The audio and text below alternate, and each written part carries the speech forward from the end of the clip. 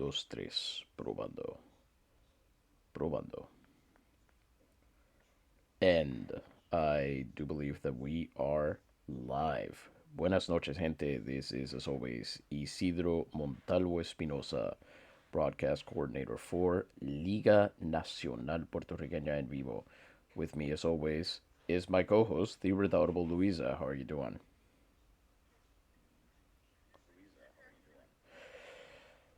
It has been a very, very, very, very long week, and I'm glad to have some baseball at the end of it. We very briefly are just going to mention to everybody that we're doing this. Give me one sec.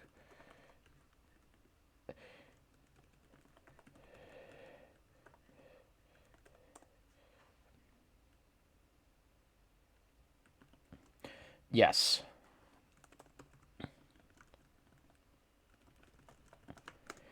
Sorry, somebody just said in the Out of the Park Discord that it is a remarkably streamless day, so I'm gonna come in and just let everybody know.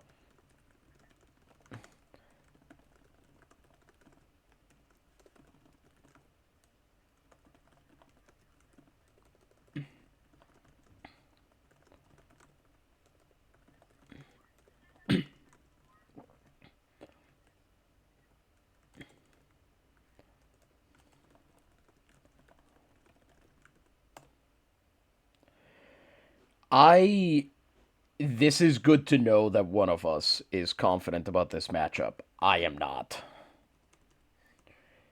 The Navegadores in the previous two series had the good luck of facing teams that, even if they could compete in terms of generating runs, could not usually compete in the pitching rotation. They just did not have the capability of, and the longtime Navegadores fans know how weird it is to say this, but uh, the ability of a Ted Balloon as a number one pitcher. You know what I mean?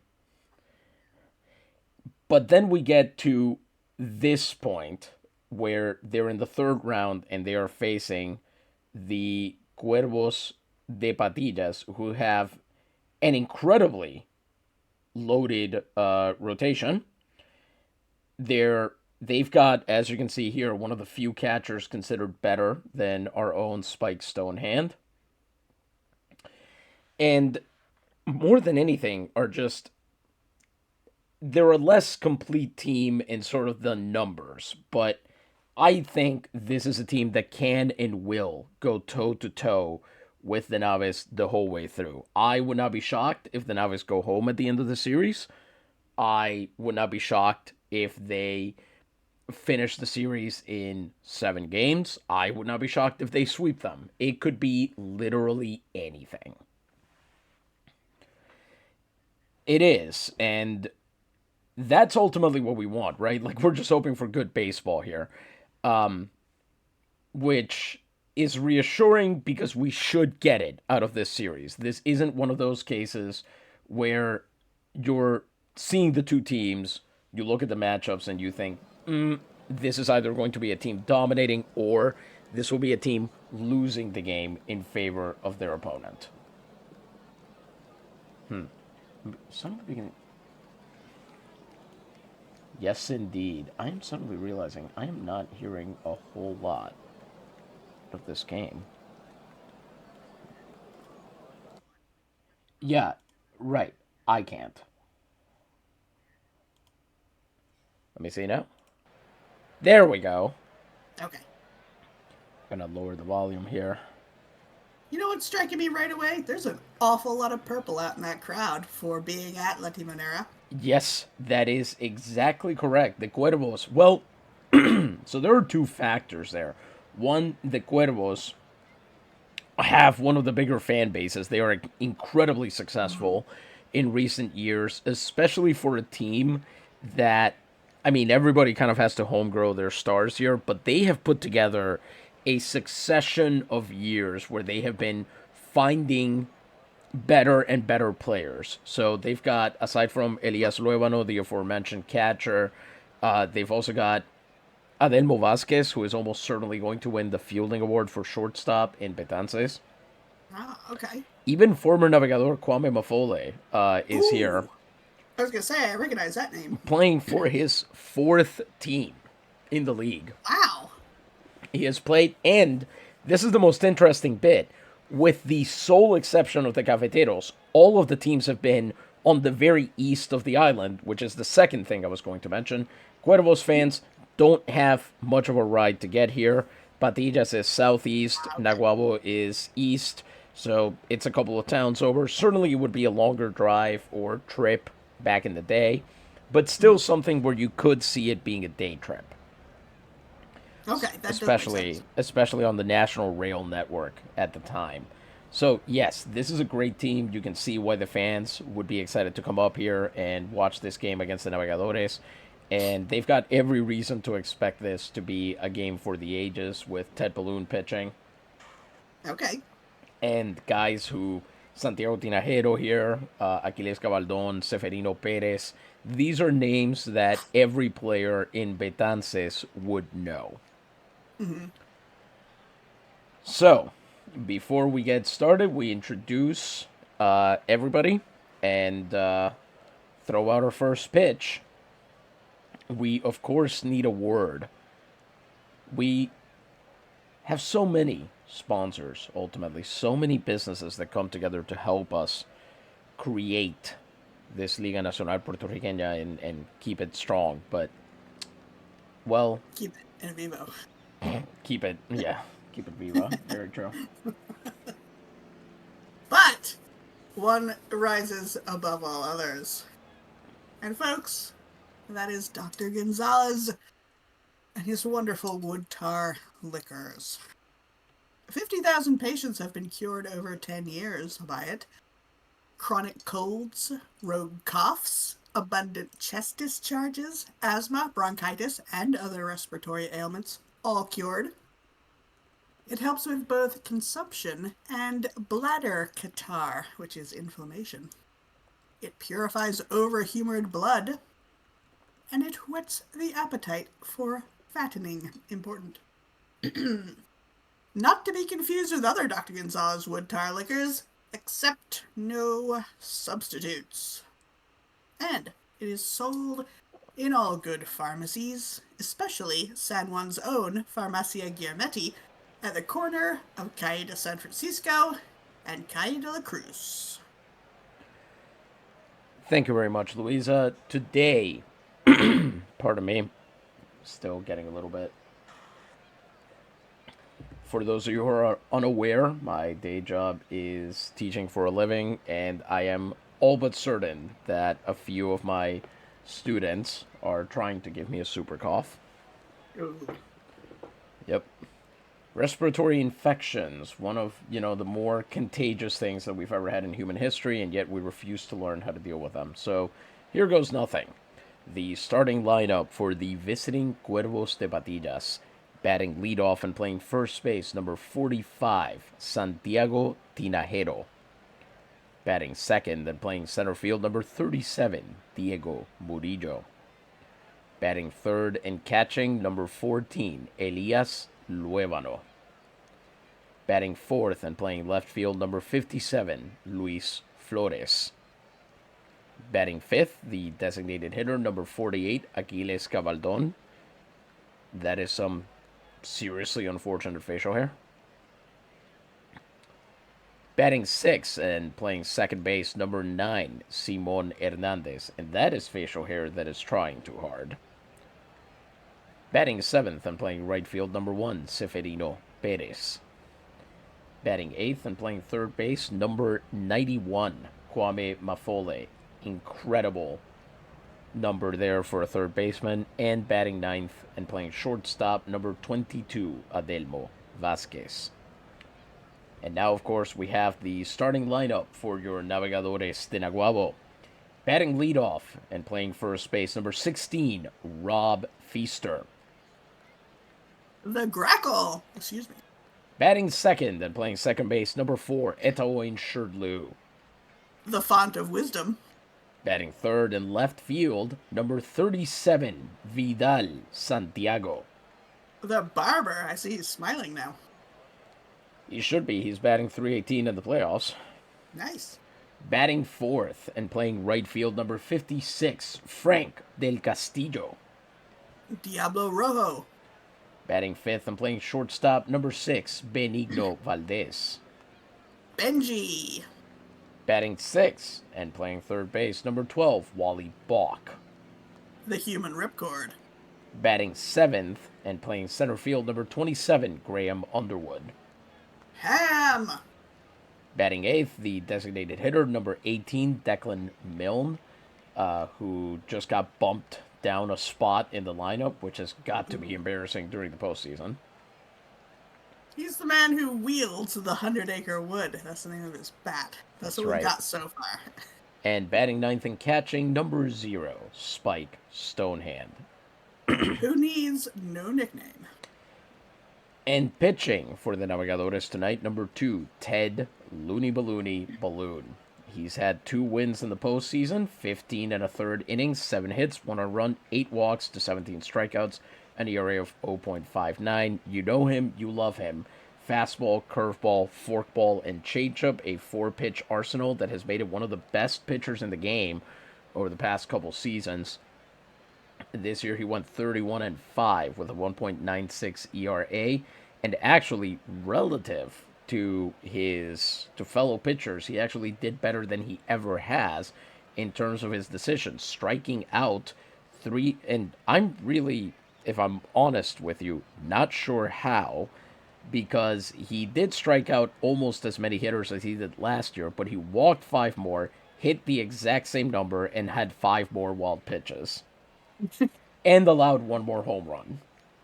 He's overachieving. In 20 fewer innings. I really do not understand how this is apparently a better relative performance. It's more of a performance. With Ted, it's always a performance. Yeah. Santiago Tinajero batting .241, OPS of 726, with no home runs and 2 runs batted in the postseason so far. Let's see what Ted has has in store for us.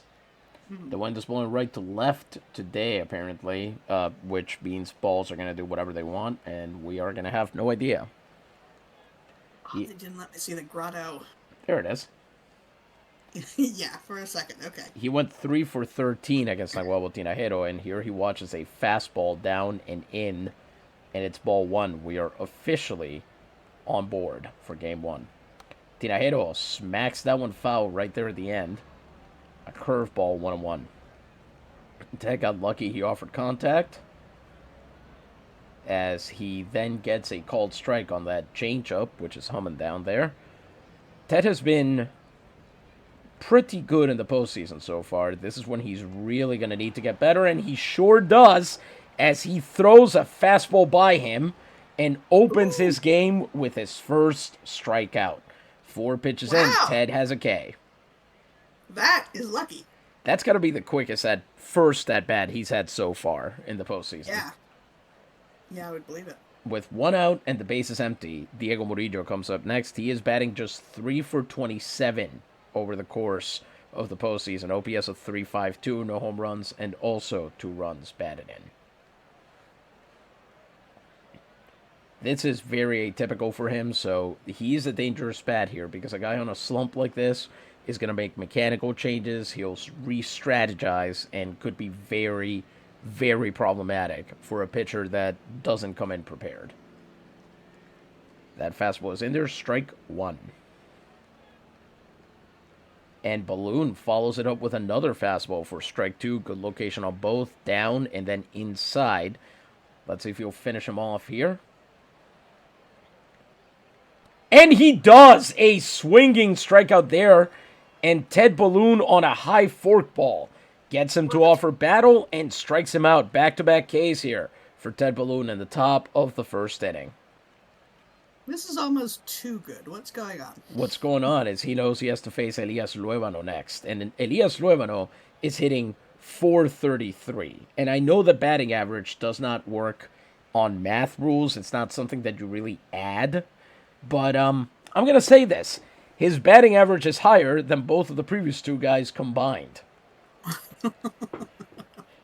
That's impressive. In the postseason, he is hitting 433, OPS of 971, no home runs, 7 runs batted in, and he's got a stolen base. Wow. So he could be a real problem. The only thing holding him back, and Balloon not remotely afraid of him, throws him a fastball down, trying to get that ground out, but he allows for contact there. Although this is Ted. Maybe he meant to miss the zone and just didn't. Mm-hmm. And that's why. Well, a fastball gets away from Ted and nicks Elias Ruébano. Luckily, just on the thigh part of the leg there, so not much harm done. And allows the Cuervos an extra man coming up to bat. Okay, this is more like the Ted I recognize. There we go. Yeah. Striking a guy out first inning? Wow, impressive. Hitting a guy first inning? Yeah, that's what I expected. Indeed. So with Ruébano now on first and 2 outs, here comes Luis Flores. And the good news for Patillas is they get to send another guy to the plate here. The bad news for Patillas is that guy is currently hitting 179 in the playoffs. Ooh, that's very bad. OPS of 496, no home runs, no runs batted in, 1 stolen base. Ted here needs to finish this guy off as that is launched foul down the right field line. Bounces against the wall. And it is strike 1. Can he do that again? No, he's going to miss low there with a forkball 1-1. His first ball, I believe, of the game. 1-1 count, and he attempts a pickoff. I got to say, trying to pick off a guy that you put on base by hitting him is a special kind of angry. If you're adding insult to injury. Really. Literally, yeah. 1-1 count. And he tries it again. Oh, man. Ruébano gets back on that one. The 1-1 pitch. Fastball misses outside. Now, this is more like Ted. This is what we're used to. 2-1 count there. Balloon, or rather Flores, is 3-for-8 against Balloon. Throws another pickoff and a 4th pickoff. The 2-1 pitch, and he checks a swing successfully on the forkball. That's a gentleman hitter's count, 3-1. So Ted here is almost certainly going to give up the walk, I would imagine. Let's see, does he do it? Flores sends that one down the left field line, but it is foul.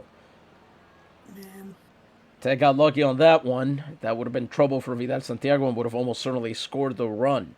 So instead, this brings us to a full count, which means everybody gets to hear the 6 words we all love during a baseball game. Ooh, here we go. This will be a payoff pitch. Woo! Ted? Flores hits that one foul down the third baseline, so it will not be a payoff pitch, and Flores has officially decided this is a combat. And then Ted gives up the walk. Of course.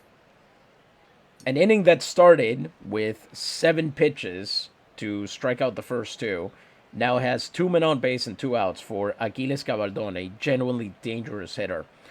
He's 9-for-29 in the postseason, average of 310, OPS of 700, no home runs and 4 runs batted in. He's only had 3 hits in 15 at-bats against Balloon. So Ted could theoretically get back into this. Aquiles is a Cuervo. I feel Yes. like there's some bird play there. Aquiles is from Achilles. Yes, I do know that. Is that not related to the Latin for eagle? Not as far as I know. It could be. Darn it.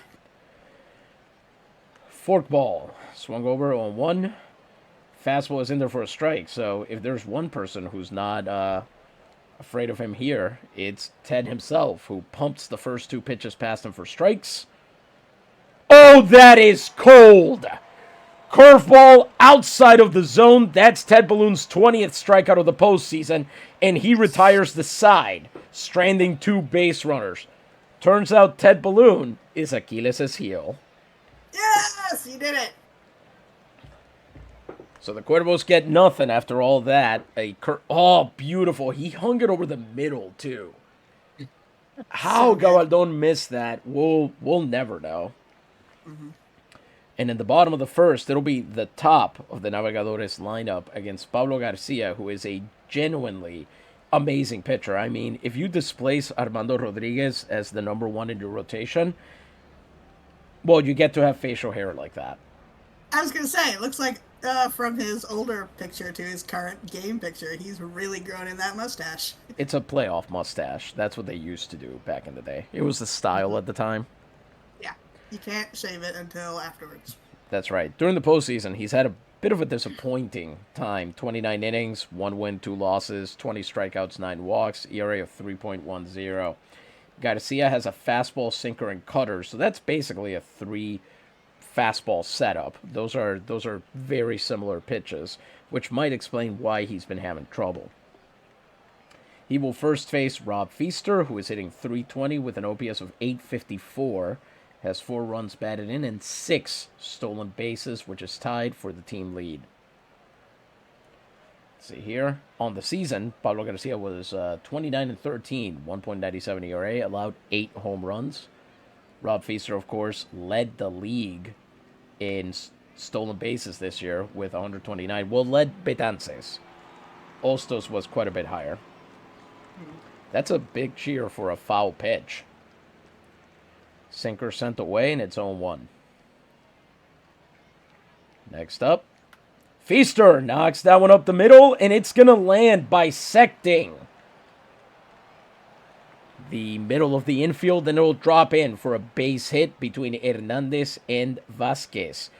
That puts him in good position to, well, probably get thrown out by Luevano. Let's be honest here. Yeah, true. That cutter he put in play was a good pitch to hit, but the question now is, can he and Shirley work together to get him into scoring position? Shirley has been having a pretty good time with it himself, average of 296, OPS of 752, no home runs and 4 runs batted in. Got to see it here. We'll try for that double play ball that every pitcher loves. As there goes Feaster, and he is out by a yard. That throw was well ahead of him, and they knew he was going to go for it. He actually got a little bit more unpredictable in the last 2 series, and then he went back to this. Very unfortunate. Man, I hate to see a really bad steal, because I love a good steal. Mm-hmm. A 1-0 count for Shirley. And he knocks that one into the outfield. See, that would have been amazing if Rob had been on first. So that'll drop 2 base hits already for the Navegadores. They've got another runner on with 1 out. And here comes Vidal Santiago. He's 7 for 22 in the postseason so far. OPS of 787, which, interestingly, one of the 2 Puerto Rico area codes. No home runs and 3 runs batted in. Can he move Shirley over? As Shirley has to run back on that pickoff attempt from Garcia. Sinker misses low, 1-0. What might help the Navegadores here, as he misses again high and inside, is a guy with 3 fastballs against a lineup like this is going to try to bite around the edges. He's going to mess around. He's not going to go straight on. He's not going to trust that he can get everything past them because he doesn't have a breaking ball. Okay. So, that might help the Navegadores a little bit, though, as we've seen, they love squandering their chances. So, Yes, true. that almost certainly would have been ball 3, but instead it will go in as a fouled strike 1. 2-1 count. He knocks that one foul as well, and now it's an even count, 2-2. A sinker this time. They've all been sinkers for Santiago. And he gets him. Out number 2 on a big cut from the barber. A 5th sinker jams him up, and he cannot reach it. So it'll be up to Frank Del Castillo to try and move that runner from first base. He is currently hitting 185, OPS of 548. No home runs and 2 runs batted in. Come on, Frank. Honestly, he had 4 hits and 12 at bats against Patillas. He could do this. As that sinker misses low, 1-0. Another pickoff attempt, but Sherdlu is back in plenty of time.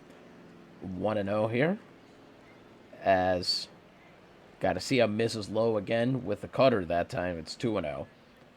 That Castillo really, more than anything, just needs to use up pitches, and Garcia misses wide for the sinker. This is one of the better at-bats that Castillo has had in the postseason. And it's entirely because the opposing pitcher is afraid of him.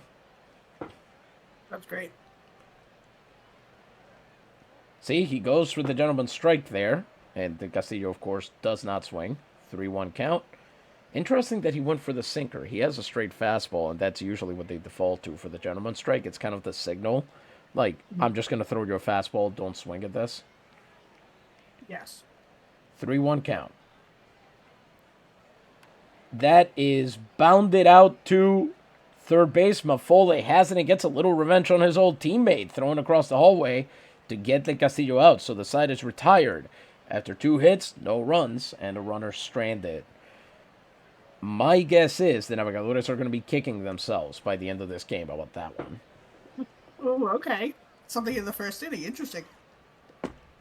Well, not cashing in that chance to score in the run is what I'm saying. I have a feeling this is going to be a very close game. Okay. You know, this guy's facial hair kind of looks like he's wearing one of those stage microphones that lets you walk around. It just comes out from your ear. Yeah, he looks like he's got an earpiece, right?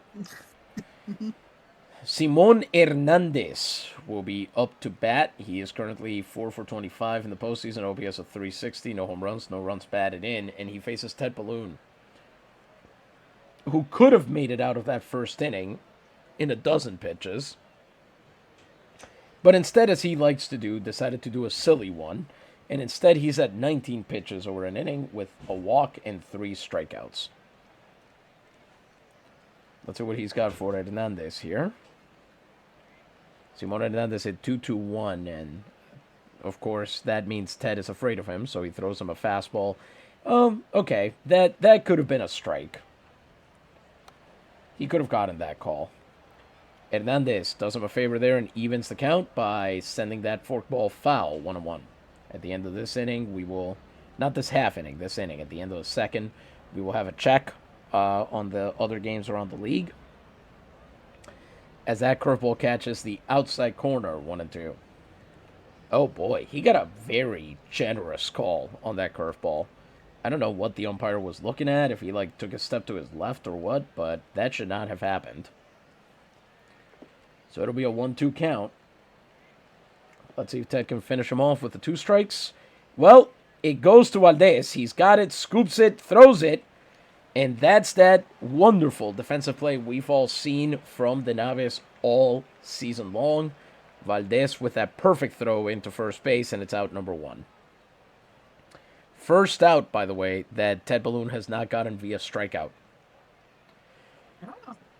Here comes Seferino Perez, who is hitting a exactly 250 OPS of 608, no home runs, and he is second on the team with 6 runs batted in.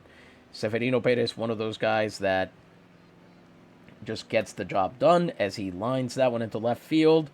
It's going, and it goes into Vidal Santiago's glove out there before the warning track. So one pitch fly out, exactly what the doctor ordered for Ted Balloon, who needs those quick outs right now. And he will now face former Navegador, Kwame Mafole, who is hitting 241, OPS of 621, no home runs, and 4 runs batted in. And I got to tell you, Mafole's story here, after he was traded from the Navegadores for John Anderson, he ended up being on some truly terrible teams. I mean, these Artilleros teams were not good. The Cafeteros that he ended up on were also not good. After he was released by the Artilleros, by the way. The Cafeteros picked him up and then traded him to the Cuervos. This is, since the Navegadores, this is the most successful team he's been on. Not even arguably. Jeez. So he comes up with 2 outs and the base is empty, and he's got a shot at getting something done here. He's basically here because the Cuervos couldn't find a better third baseman on short notice. Ah, okay. Changeup is inside for ball one.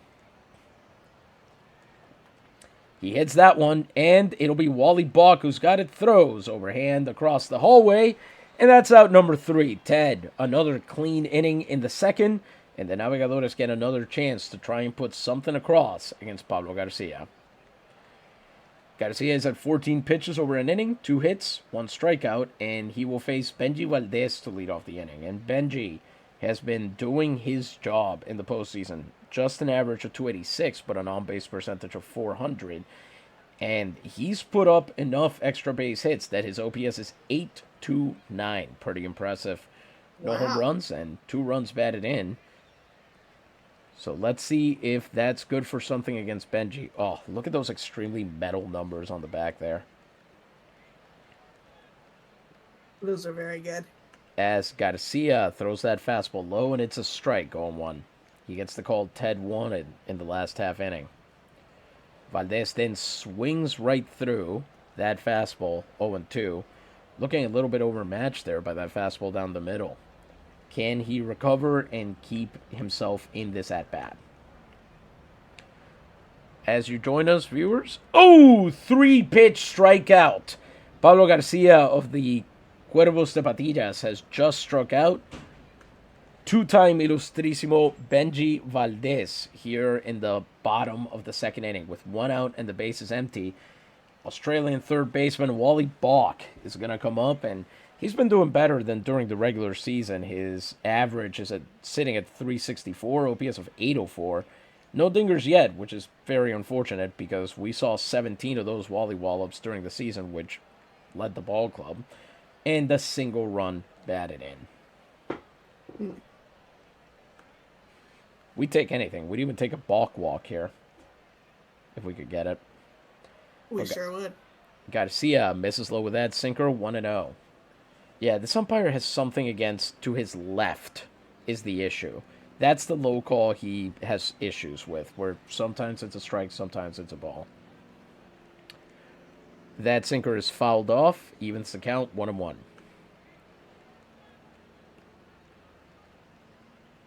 Misses low again for the fastball. A lot of pitchers scared of Wally this year because they knew he could hit the ball out of the park. 2-1 count, and the sinker misses again, 3-1. The other thing they knew is that give him a pitch he can try to hit, and he will swing out of his shoes at it. So, what does Garcia go for here? Let's see. Ooh, he gets the swing from Balk and brings us to a full count, which means we're going to hear the 6 words everyone loves to hear during a baseball game. This will be a payoff pitch. Woo. Full count pitch coming up against Wally Balk. And he extends the at-bat, sends that one down the right field line, but foul. This is good. They need to push him, get those pitches out of him. Pablo Garcia had just 23 pitches, 9 of them in this inning. Payoff pitch number 2 coming up. He bounces down to third base, and that should be an easy catch for Mafole. Indeed it is, and Balk will be out at first. Another ground out.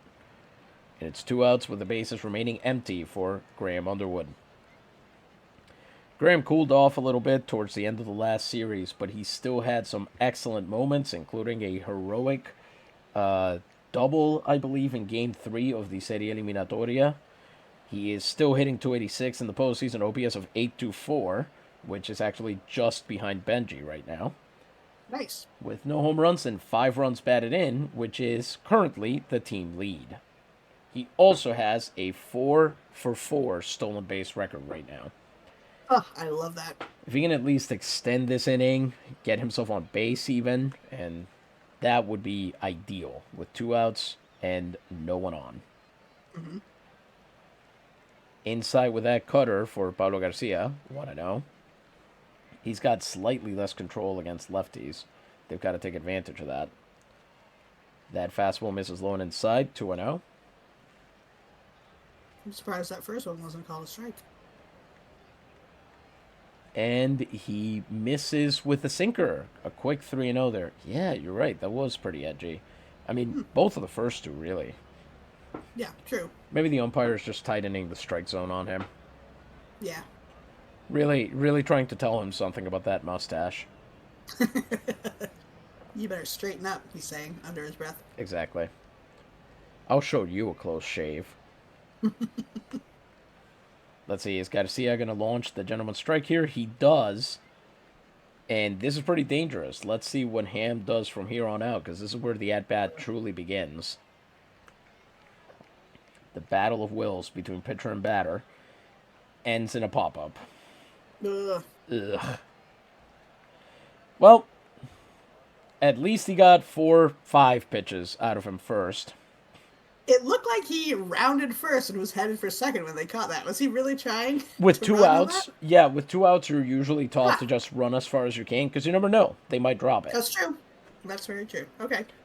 Yeah, in almost every other circumstance, it wouldn't matter, but with 2 outs, it's pretty much a free-for-all out there. I like that gumption. We are through 2. The Navegadores have 2 hits, but this was a clean inning. Nobody got on. We head into the third, and it's still 0-0. What do we got going around the league? Thank you for reminding me, Louisa, and we are going to check on these games. Let's see. So this is one where every league is going today. Oh, okay.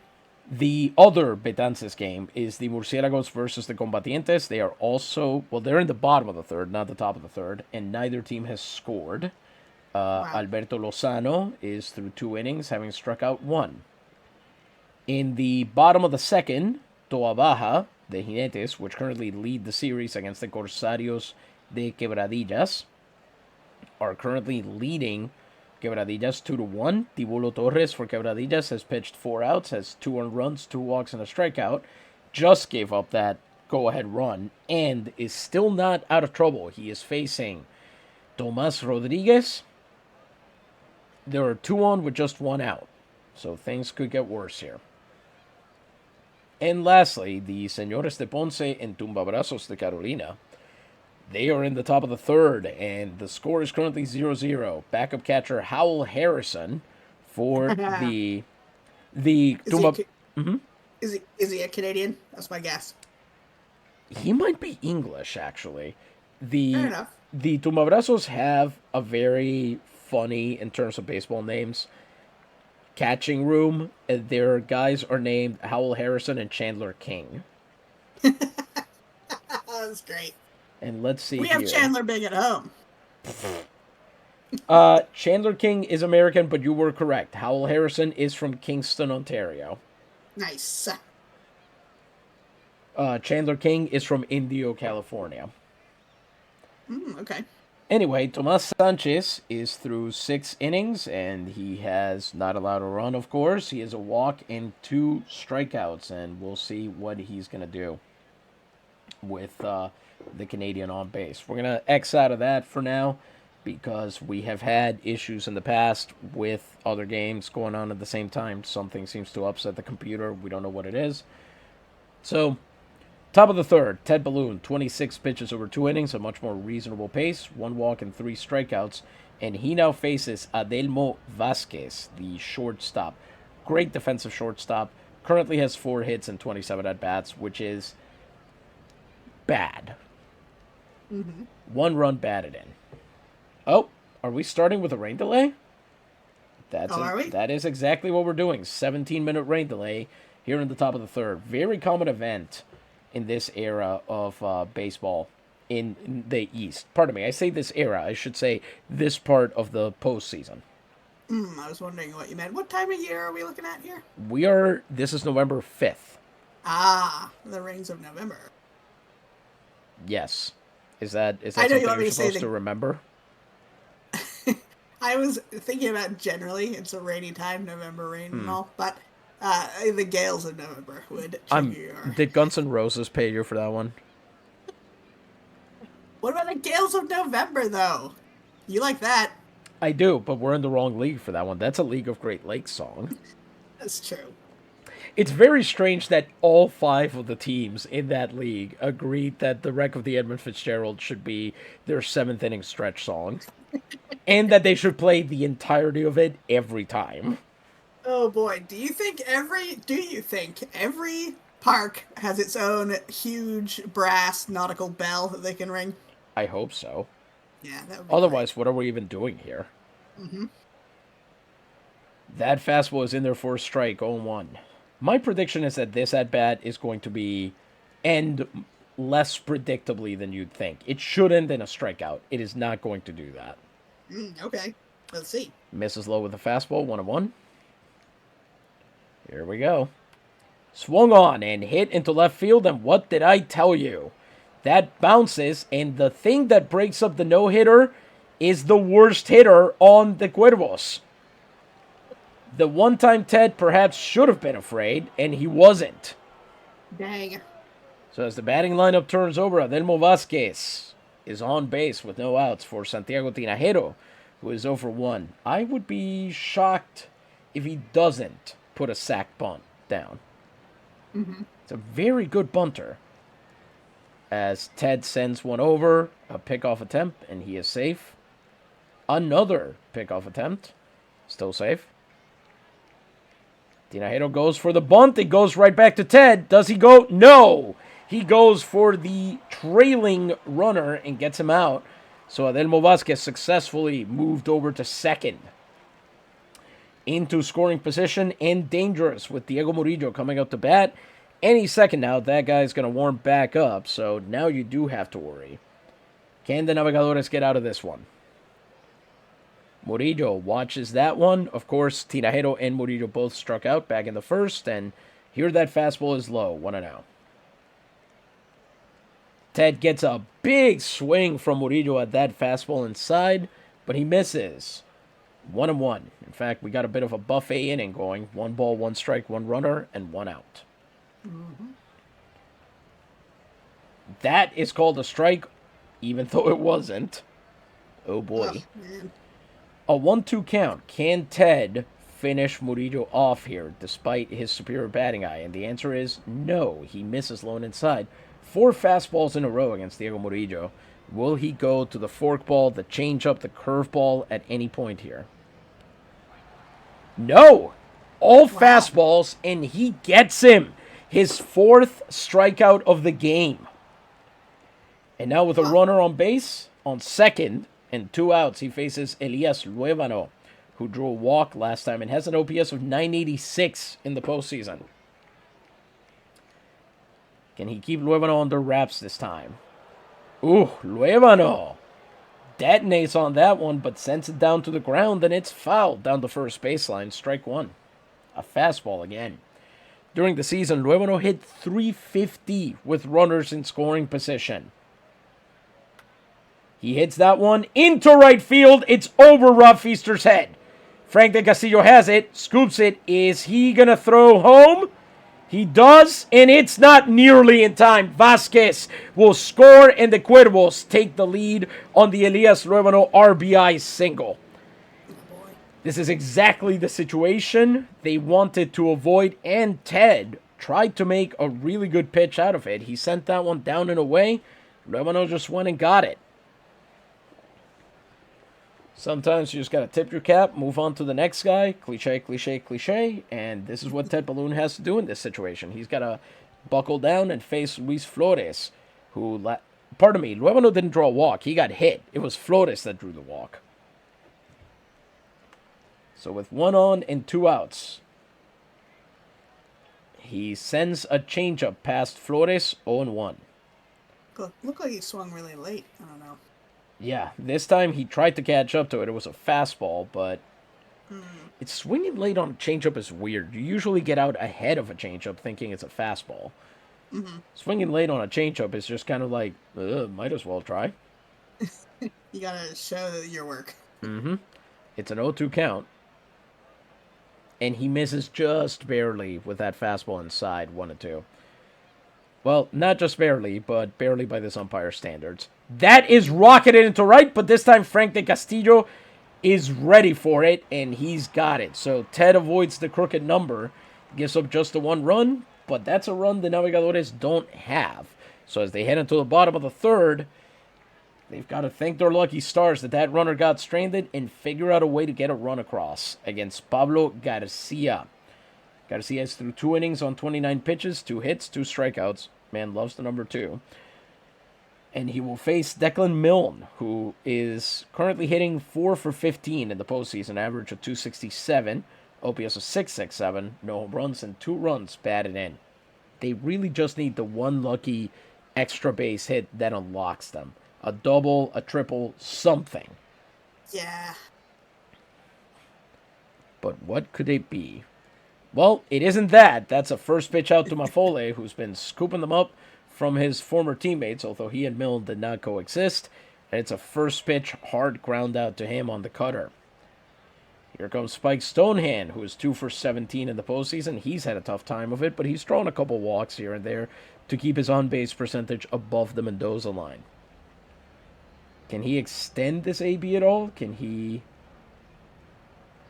battle it? And that sinker is blown away, 1-0.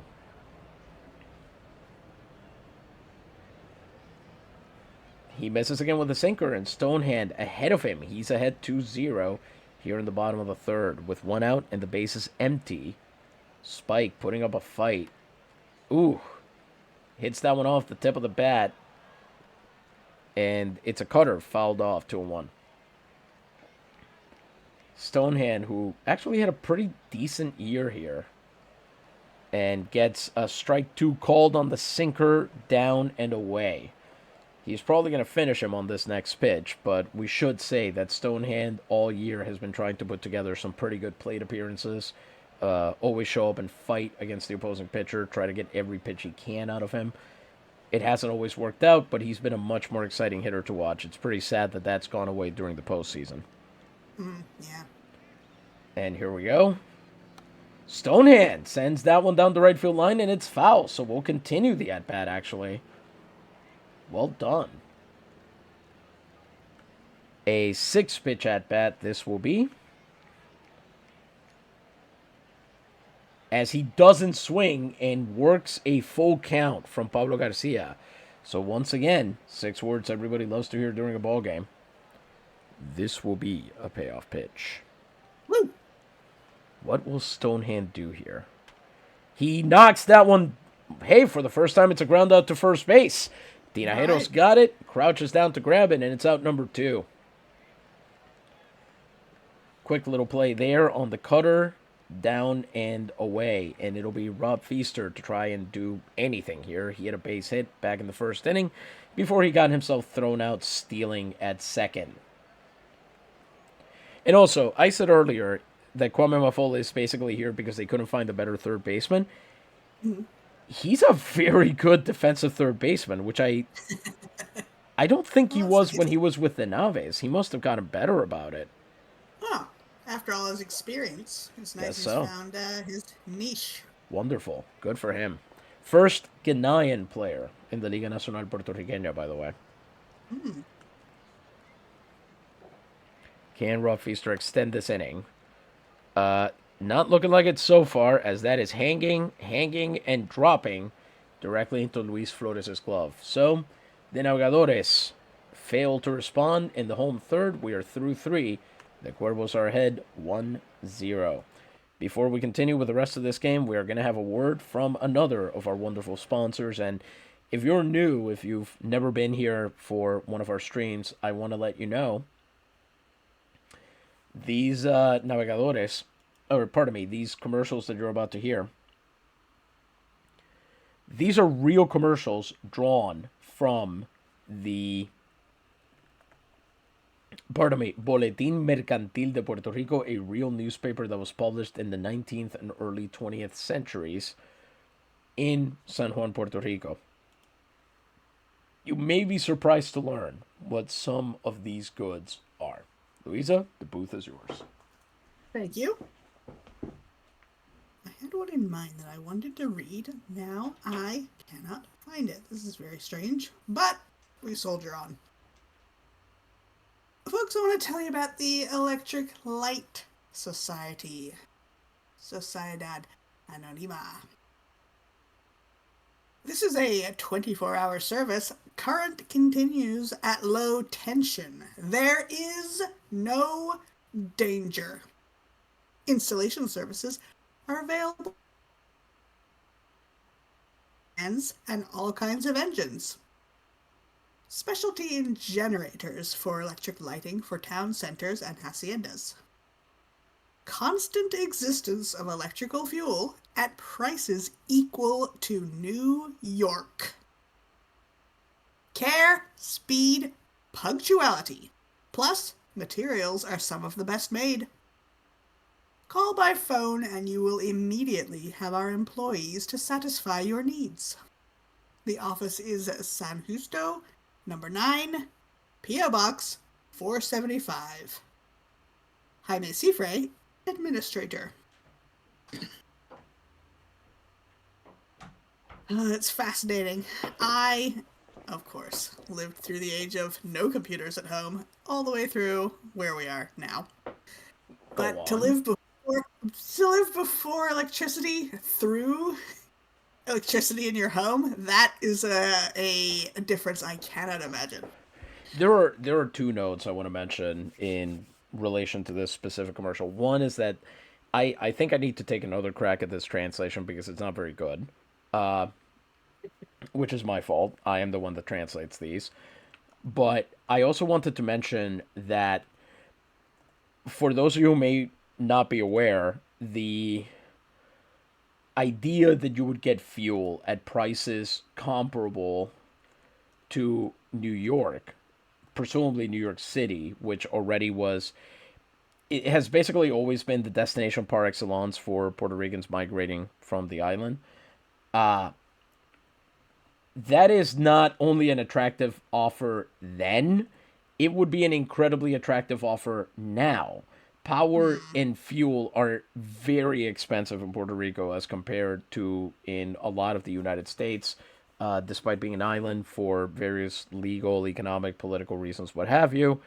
And so the idea that the Sociedad Anónima was advertising, we can get your fuel at stateside prices.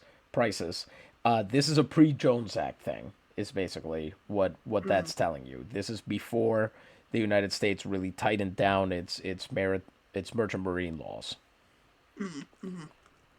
Makes sense. I like the sort of DIY nature of this ad. Like, do you want electricity in your house? We could do that. There's not talk of a grid. For sure. It certainly is reflective of the time when electricity in your home in Puerto Rico would have been a huge luxury. Yes, that makes sense. We're just going to make sure everybody knows what the score currently is. Also, do you want to make your usual joke about the Electric Light Society? I love that they are anonymous. That they seem like something from, I don't know, some type of whimsical fiction. The Anonymous Electric Light Society. Great name. Oh, I was going to mention the where I was going with that was the thing you mentioned about how this was the first draft that Jeff Lynne had before they changed the name. I don't remember ever saying that. Are you sure you didn't say that? It's possible, but I'm fairly certain when you have 2/3 of ELO in there, I feel like the third one is just going to happen, or that joke is just going to happen. One of us will say it. Yes, that's very true. All right, let's say we crack on with the fourth inning. As we enter this one, Ted Balloon is through 3 innings at 41 pitches, 2 hits, 1 run, 1 walk, and 4 strikeouts. Not a whole lot to show for it, unfortunately, as he faces Aquiles Cabaldon, who is 0 for 1 on the day. He struck him out back in the first inning, and now he gets to lead this one off. Balloon here misses with a curveball, and it's ball 1. Gabaldon here has to be beaten at the plate. He's much less dangerous on the base paths, and we hope that Ted recognizes that. As he, clearly expecting the changeup, falls behind. It turns out to have been a full heater, and he's way late on it, 1-1. Ted here. Ooh. That's a check swing, and he doesn't go on a high fastball, 2-1. That's interesting. The umpires have been allowing the high pitches to be called strikes in the last couple games we've seen. Mm-hmm. And he checks his swing again. 3-1 count now as Ted suddenly stopped finding the zone. I think he's getting a little spooked. He tried being ultra aggressive in the zone, and that resulted in a 1-0 game that he's losing now. And I wonder if that's making him go back to his old ways. Yeah, I wouldn't be surprised. Let's see. Maybe he's got something in the pocket that we weren't expecting. And the answer is no, he doesn't. He gives up his second walk of the game, his 10th of the postseason. And with a man on base and no outs, he will now face Simon Hernandez, who is 0 for 1. Ted is not the kind of guy who goes for a double play ball, so I'm very worried here. As Hernandez goes for the bunt there, but pulls back and lets the ball go by, 1-0. Gabaldon is slow enough that if he does make the bunt, Ted might throw Gabaldon out at second. 1-1 count now as he fouls off that second attempt. Sends that one down the third baseline. Beautifully done. And Gabaldon will be moved over to second, or rather will move over to second on the sac hit. Gabaldon on second with 1 out for Seferino Perez, who is 0 for 1. Little bit of a better situation for Ted here as he doesn't have to face Ruebano as his third out. That fastball is called a strike, 0-1. If he can go back to filling the zone a little bit more, I say as he misses low with the fastball, he might have a shot at getting out of this one. Whoa! You didn't hear the pitch hit the catcher's glove? Did he really swing after it? He did. Boy, he was all keyed up. Yeah, 1-2 count. That's what happens when you decide. Oh, you have got to be kidding me! No! You had him scared. Why would you hit him? Oh, no. Apparently, he hit him in the foot that time. So 2 on and 1 out, and Ted Balloon is now officially in trouble. 53 pitches as he faces Mafole, who is 0 for 1 on the day. And for Mafole to get some real revenge on his old team for sticking with a bunch of do-nothing sides would be pretty delicious, you do have to admit. Yeah. Changeup misses inside, 1-0. What are you doing? Good. Oh, it wasn't good at all. It looked good. Misses inside with a curveball, 2-0. Are you serious? Ted. 3 pitches, all inside, none of them particularly close. So he can then throw the fastball down the middle for a strike. What? All right, now what is even happening? He got very lucky that was called a strike. Yeah, he did. Jeez. This will be a payoff pitch, I guess. Mafole swings on that one and lifts it, and it is foul. Ooh. I was going to say, he's got nerves of steel, though, all those close pitches. And after the last guy got nicked, yeah. Yeah. Here we go again. Mafole swings on that one and hits it foul the other way, down the right field line this time. Boy. So much sound and fury signifying nothing on that one. Payoff pitch number 3. Mafole hits that one, it's third base, goes to Balk. They go to second, they go to Sherdlu for one, to Feaster on the other, and it's a double play. Woo! They will get out of it after all that. Wow. Haven't seen a double play in a while. Patillas unable to score. That's how we know you haven't watched the recorded games yet. Yes, true. So that's perfect. Look at that. Balk to Sherdlu to Feaster. Textbook double play to get their pitcher out of it. Although God knows how much longer Ted's going to last at this rate. We head into the bottom of the 4th, and Pablo Garcia at 38 pitches over 3 innings has 2 hits and 2 strikeouts. No walks, certainly no hits by pitch. And he now faces Ito and Sherdlu, who's 1 for 1 on the day. Sherdlu, of course, had a base hit and then was stranded back in the 1st inning. This time he hits one directly into the ground foul, almost as if he hated that baseball. So it'll be an 0-1 count. That's also called a strike, a fastball, and Eto and Shirlu lands in the hole as he's unable to make contact with that one. It's 0-2. Let's see what Garcia does to him on the 2 strikes. Ooh, he decides to play with him. Misses, low and away with the cutter. 1-2 now. This is good. This is good. The more pitches they can get out of him, the better. Shirlu launches that one foul down the left field line. So we'll stay at 1-2. A sinker that time. We stay at 1-2. Garcia rearing back once again. Shirlu hits that one on a bouncer to Vasquez. Vasquez throws it to first, and it's out number 1. Bases remain empty for Vidal Santiago, who is 0 for 1. He struck out back in the first inning. Let's see if he can do a little bit better against Garcia here in the 4th. Garcia, let's see, stamina-wise. Yeah, he's going to be pretty competitive. He's going to be hard to take out of the game. And Santiago begins his at-bat like he ended his last one, swinging right through a sinker that had already gone past him. 0-1 count. That cutter misses inside, 1-1. And he tries to check his swing, but pulls it foul, 1-2. Once again on 2 strikes. Let's see if Garcia will finish him off here. Santiago makes contact with that one as well and fouls it out, so we'll stay at 1-2. Pablo Garcia, I believe, lost both of the games that he pitched against the Navegadores during the season, so he's also certainly looking to end this game differently. Fouls off that one, 1-2, so 3 fouls in a row here. Garcia misses inside with a sinker, 2-2. And let's see what happens now. Santiago! Up the middle, over! Hernandez's head at second base. And he will be on base. It's the first hit they've had since the first inning.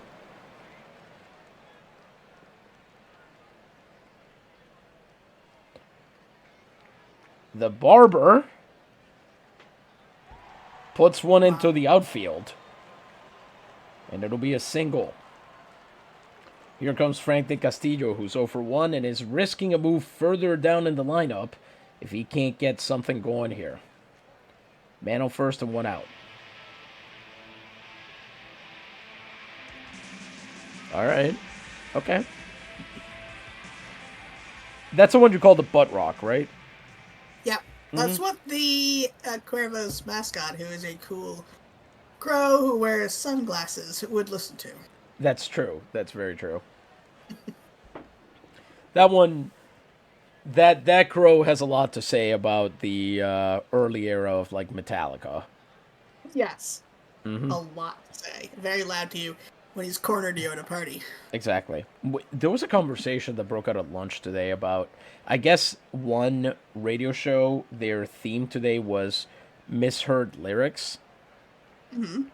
And does it surprise you to learn that many of them were by Pearl Jam? It does not surprise me. No? Why ever would it not surprise you to learn that? One wonders. Pearl Jam got popular when I was in either junior high or high school, don't remember. But the point is, suddenly everyone liked them, and I was baffled. This music stinks, and you can't make out any of the lyrics, and you love it. Everyone loves it. I still don't understand. I ended up with an Eddie Vedder song on my Discover Weekly a couple weeks ago, and the main thing that impressed me is that I could understand 90% of the words. He really sold out. Yeah. But the thing that matters to me here, the reason we need to talk about this, is that, as my coworker pointed out, it's one thing when it's a lyric in the song. To mishear the lyric as Butterman instead of Better Man, when that's the title, Yeah. a bit much. Yeah, that's just looking for attention, I think, at that point. Yeah, that's a cry for help. Yeah. There's a bathroom on the right. I think my recent favorite is I still insist on singing Charlie Puth. Not that I sing Charlie Puth's attention very often, but I do insist that he's saying throwing that turtle on my name. What is it? I don't know It's this one. throwing that dirt all on my name, but There because we go. he bounces dirt into all, throwing that Mm-hmm. dirt all on, it just sounds like turtle. So, and I think that's much funnier. That is much funnier. There should be a language somewhere where throwing a turtle on somebody's name means to disrespect them. I would believe that. If you put that as a fun fact about any language I am not familiar with, I would completely believe it. Yeah. So back to Frank de Castillo, who took a ball for his first pitch of the at bat, as there's a pickoff attempt from Pablo Garcia. It's a 1-0 count. Misses low with the cutter, 2-0. Why did you swing at that? By the way, for those of you who are new, part of our trademark is that we do allow ourselves to get angry at our own team. It's important. Yeah, they can definitely hear us. 2-1 count as he swings at a sinker way inside. Okay, at least that he made contact with an actual strike that time. 2-2. That's an improvement. Now the question is, can he avoid strike 3? And I'm not sure of the answer to that one. Whoa. That's a... I mean, if that had been a few feet to the left. Yeah. Jeez. What a Instead, shame. it's going to land directly in front of Seferino Perez, and it will extend the at-bat quite a bit. So good job there. Garcia now beginning to tire. De Castillo puts that one. Yes! He gets it done. He's through the right side. And, Is he good enough? do we dare to disturb the universe? We do not. Valdez is coming up. Okay. We're going to give him a chance to perform his usual heroic. So on the cutter, up and away, Frank de Castillo sends it through on the line drive, and Pablo Garcia will now face Benji Valdez, who's 0 for 1. He does have only one hit in 5 AB against Garcia, but this is the man you look for in these moments. He's the team captain. He's the 2-time Ilustrísimo, possibly 3-time at the end of this season. He's got a real chance here. Mm-hmm. Oh, boy. Yeah, there we go. Sinker misses low for ball 1. Who does this remind me of? It reminds me of a later U2 album. Okay. Like around the time that they infamously got their album put on everyone's iPods. Got their album what? Oh, Put on everyone's iPods. yeah. I was going to say, I think it just reminds me of like a side-scrolling games theme. Yeah, I can see I think that. it's just Double Dragon-ass music. Mm-hmm. Mm-hmm. All right, here we go. 1-0 count. Can Benji come through? Well, he fouls that one off. It's 1-1 now. Can he do it now? That sinker misses low, and he got lucky on that call.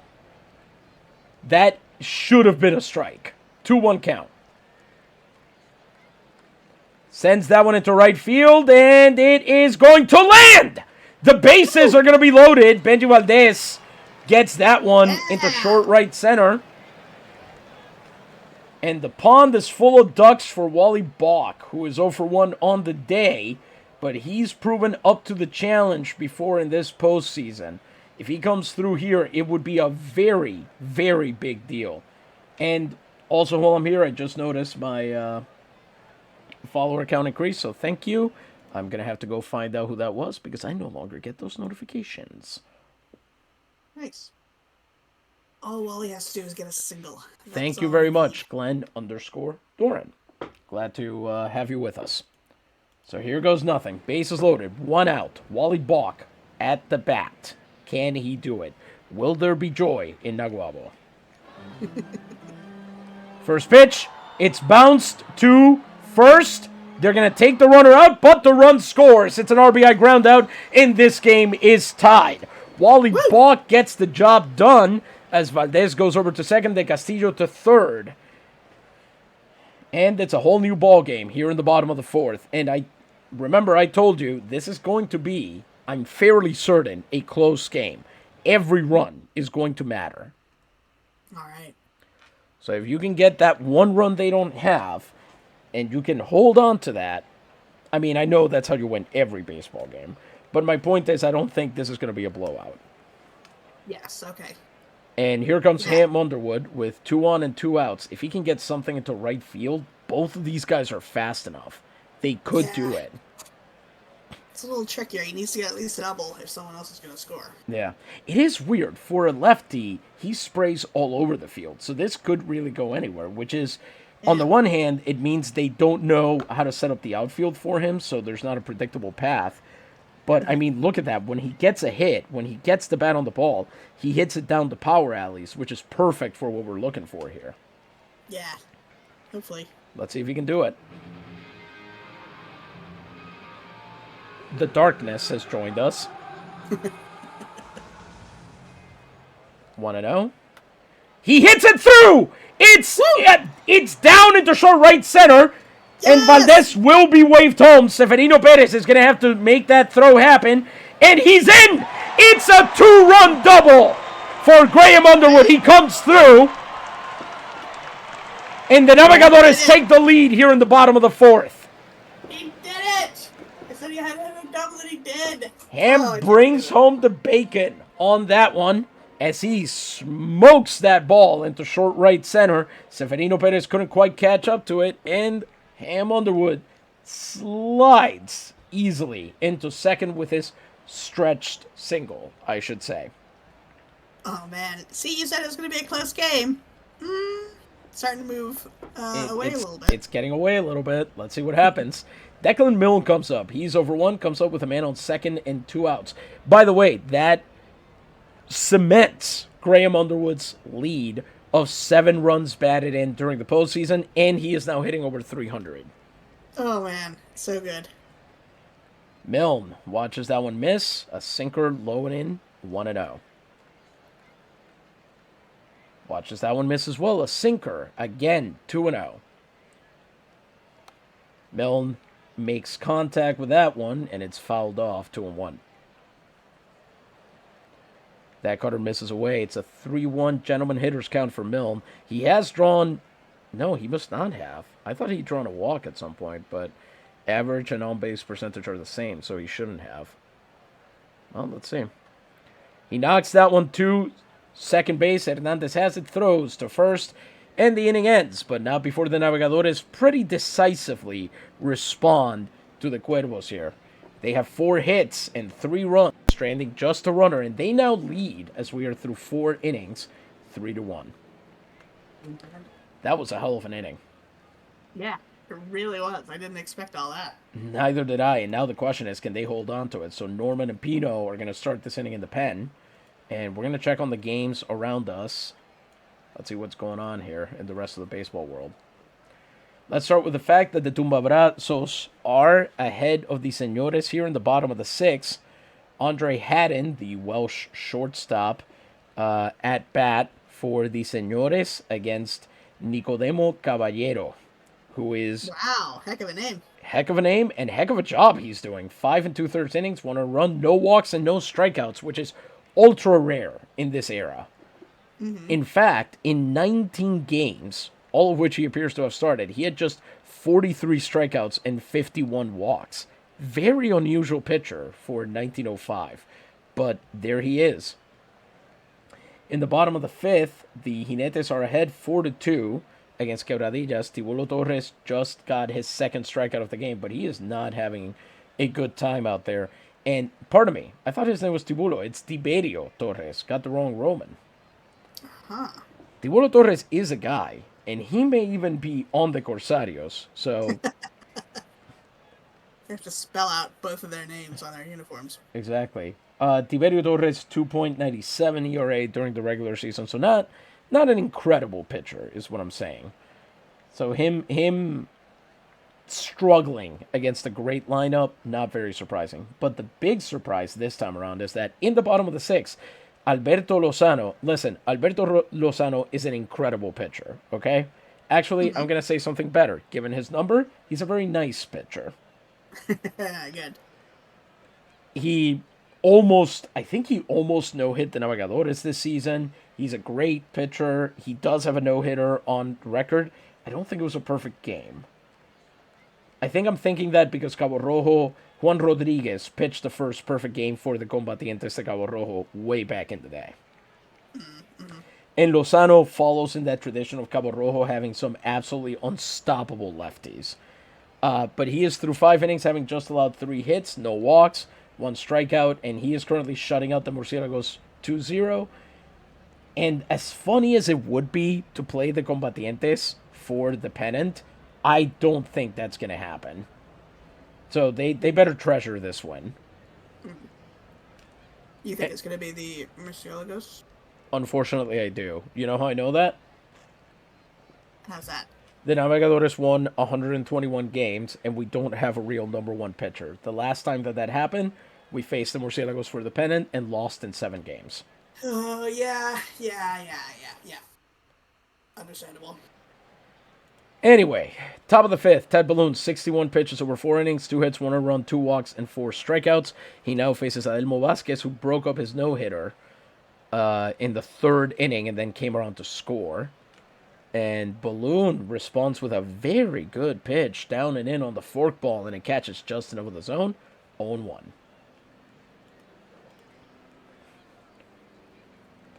If I'm Ted, I'm going, yeah, exactly. If I'm Ted, I'm putting in the strikes in the zone. I'm daring him. Yeah. And that wasn't even a strike. That was a ball, and he fouled it off. 0-2 now. I can't believe he reached up for that one. That's wild. Well, he's not a very good hitter. Fair. So he's just kind of swinging at whatever. You know that phrase, swing when you're winning? No. Well, it's the title of Robbie Williams' first Swing album. I have no idea where it comes from, because it's not on any of the lyrics in the album. Okay. But the point is, this guy swings when he's losing, too. Mm-hmm. Is Ted going to go, I think... Oh, look at that! Forkball inside again, more inside, and this time he gets the swinging strike. Adelmo Vasquez goes down for the 5th strikeout of the night for Ted Balloon. Here comes Santiago Tinajero, who's 0-for-1 with a sac hit on the line. He, of course, struck out back in the 1st inning when we all thought this was going to be the easiest game in the world for Ted. And Ted misses outside with that fastball, 1-0. Gets that fastball in there. Tinajero doesn't like that call, but he can eat it because that's right down the middle. In case you thought we only got angry at our own team, we also get angry at the other team. 1-1 count. We're sharing all the thoughts that baseball announcers can't say. Yeah, we have no rules. No rules here. That's right. We don't care who we offend. We're like Mad Magazine. Fastball fouled off, 1-2. Let's see, is he going to do it here? He does!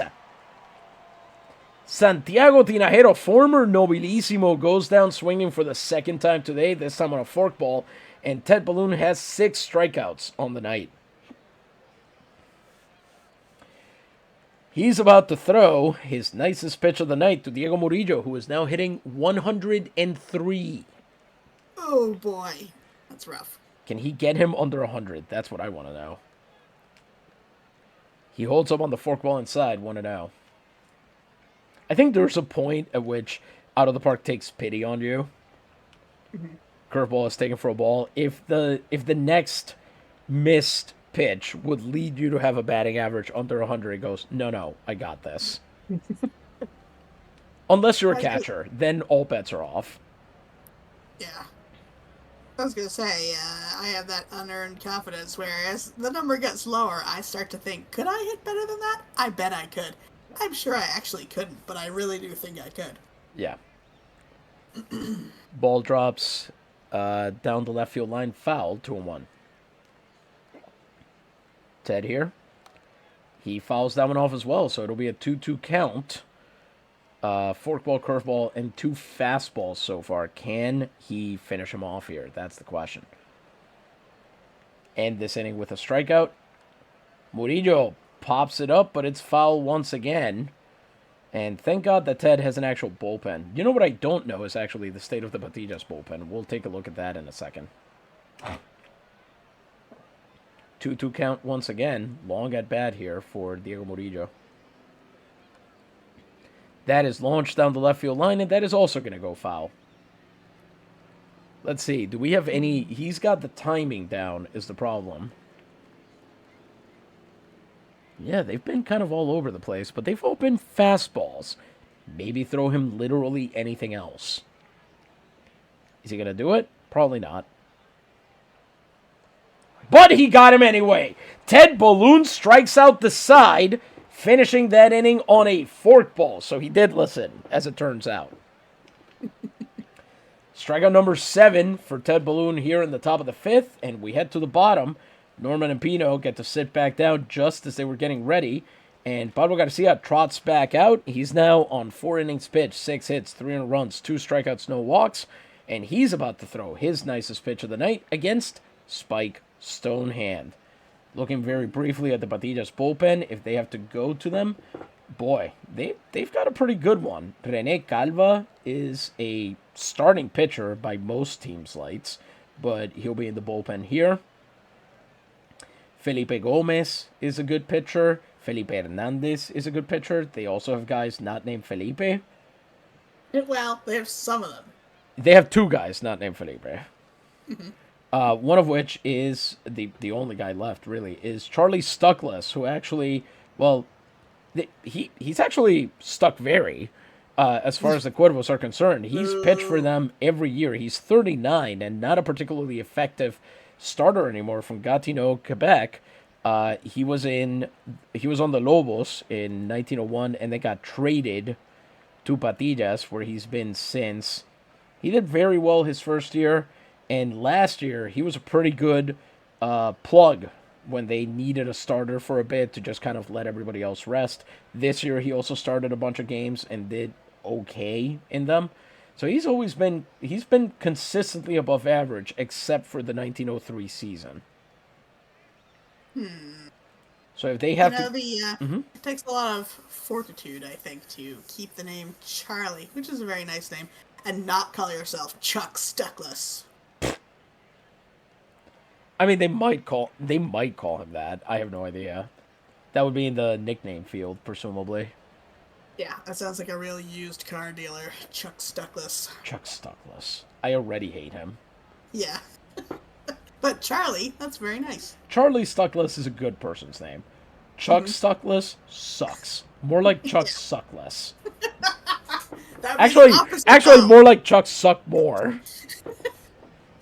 Can you imagine if people were yelling this at him? This is why he went to pitch in Puerto Rico, because he knew people couldn't make that joke in Spanish. Oh man, yeah, it would be worth it. It'd be worth getting away from that joke. Yep. And worse yet, he was getting it in the neck from Canadians. Oh, Canadians were yelling at him more like Charlie Suckmore. You think they're nice until they start yelling more like Charlie Suckmore at you. Yeah. Maybe they were trying to be nice. Maybe they were saying Charlie, space, suck less. They were giving him advice, you know? Yeah, they didn't put the proper grammar onto their signs, and it hurt his feelings anyway. Yeah, greengrocers, you know how it is. Stonehand comes up, and that's terrible. It's a bouncer right to his opposite number. Ruebano throws it overhand because Stonehand, he has many talents. Foot speed is not one of them, and it's 1 pitch and 1 out for Pablo Garcia here in the bottom of the 5th. He will now face the top of the lineup, starting with Rob Feaster, who's 1 for 2 on the day. That's why he's got that job where he stays in one position. Exactly. Base is empty. You might say he's the stuck most. Sinker misses low, 1-0. They all have to change their names in the Scandinavian style to their actual jobs and relations. Sinker misses inside with a ball. We do not have time to get into surnames by profession. We just don't. 2-0 count. Pitch misses, cutter misses low and inside. Actually, there was an observation in law the other day that there are not a whole lot of surnames that are profession-based for middle-class jobs. That's true. Which implies that that's because either that is not what was important about you if you were middle class, or that there was more choice, and so your profession would not necessarily define you. Also, you have to Yeah. get into what is the middle class, because like Smith, a skilled blacksmith, would have been relatively well to do when these names Yes. started to come into vogue. So there is that as well. That's true. You got to have a good outlay of money at the start to have equipment to be an artisan of any kind. That's right. 3-0 count. He goes for the gentleman strike and gets it. Sinker is in there, 3-1. Can he work out of that at bat and get Feaster out, is the question. As that is launched down the left field line and foul. And I'll tell you who's happy about that one is Pablo Garcia. Because this is going to be a full count, and he knows he can get Rob on this one. Because Rob has never, in the regular season, has never gotten a hit against Garcia. Uh-oh. Here goes nothing. Well, he did today, so he already broke the pattern. Oh my lord, he drew the walk. Now, let's see if Feaster the Nor'easter has better luck on this one. Shirley will be 1 for 2 coming into this AB. He's got a man on first and 1 out. Rackle amongst the crows. And this time he does. Luevano couldn't even get the ball out of his glove.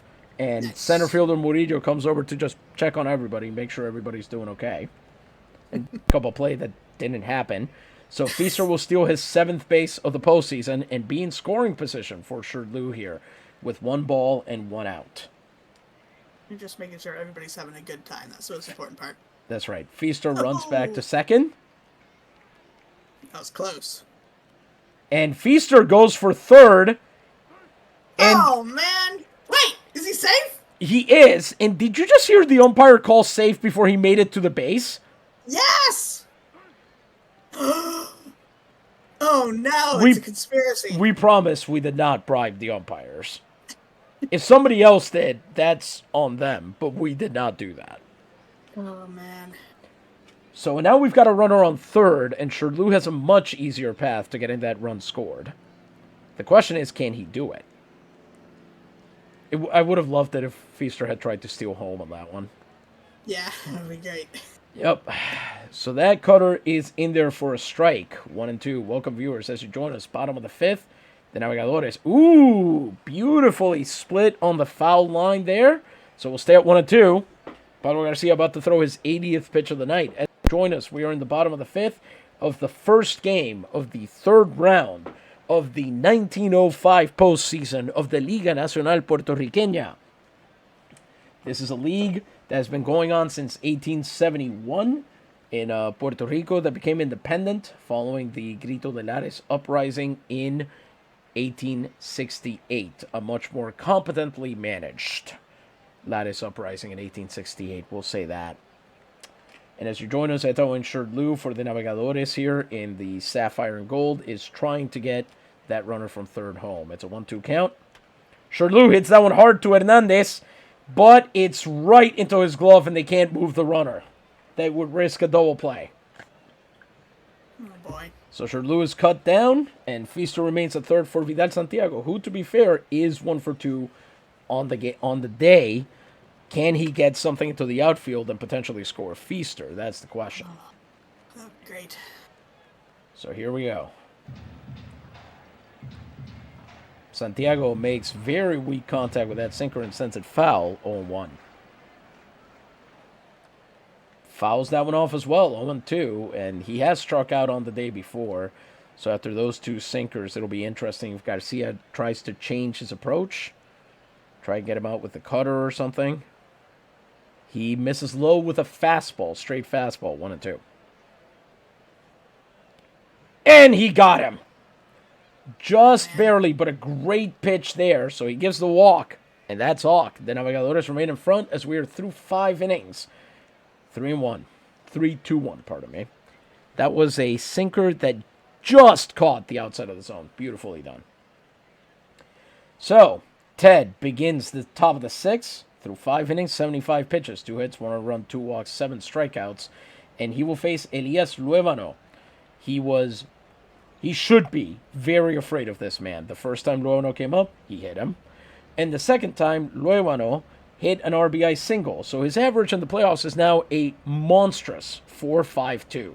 And his OPS is over 1,000. His on-base percentage is 500.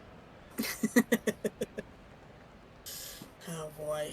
Let's see what Ted can do against this man, who is so far responsible for the only run Ted's given up. Oh, he's very afraid. That fastball is away, 1-0. We're going to put Norman and Pino back in the bullpen. Although we already missed the part of that Pino would have mattered for. Lines that one into center field. Underwood chasing it down, and he's got it! Woo! Beautifully done. Heavily hit forkball out there. And Luevano is not usually the kind of guy to hit it hard into the outfield, but Underwood tracked it down and got it. And what could have been an extra base hit turns into a flyout. Luis Flores comes up. He's 0 for 1 on the day, plus a walk. Base is empty and 1 out. Balloon throws that forkball low, 1-0. In the era that we're in, Ted could be here for another few innings as long as he's doing well. So we'll see how long he can keep this outing going. That's in there for a strike, 1-1. He's actually been, for Ted, remarkably efficient. For Ted is doing a lot of work in that sentence. That's a load-bearing for Ted. Curveball drops just below the zone, and it will be called ball 2. Oh, my lord. Well, spoke too soon. Forkball misses way down and way in, and it's a 3-1 count now for Luis Flores. Thank God there are arm barners nearby waiting to take your call. As Flores hits that one exactly where they didn't want it to go, right center. De Castillo chasing it down, and that's going to be a triple. Oh, no. They get lucky there. The base coach holds him on second. God only knows why, but Ted will be thankful for it. Fastball caught too much of the zone there, and Flores hammered it. And that brings up Achilles Gabaldon, who's 0 for 1 with, I believe, a walk. Comes up with a runner on second and 1 out. Ted's got to be careful here. Gabaldon, dangerous hitter, and Ted responds by throwing a curveball right up in the zone for strike 1. I like it. I respect it. 0-1 count. Does he get that one? He does. He gets the call on the fastball down and in, and it's 0-2. Now the question remains, of course, can he finish off Gabaldon here?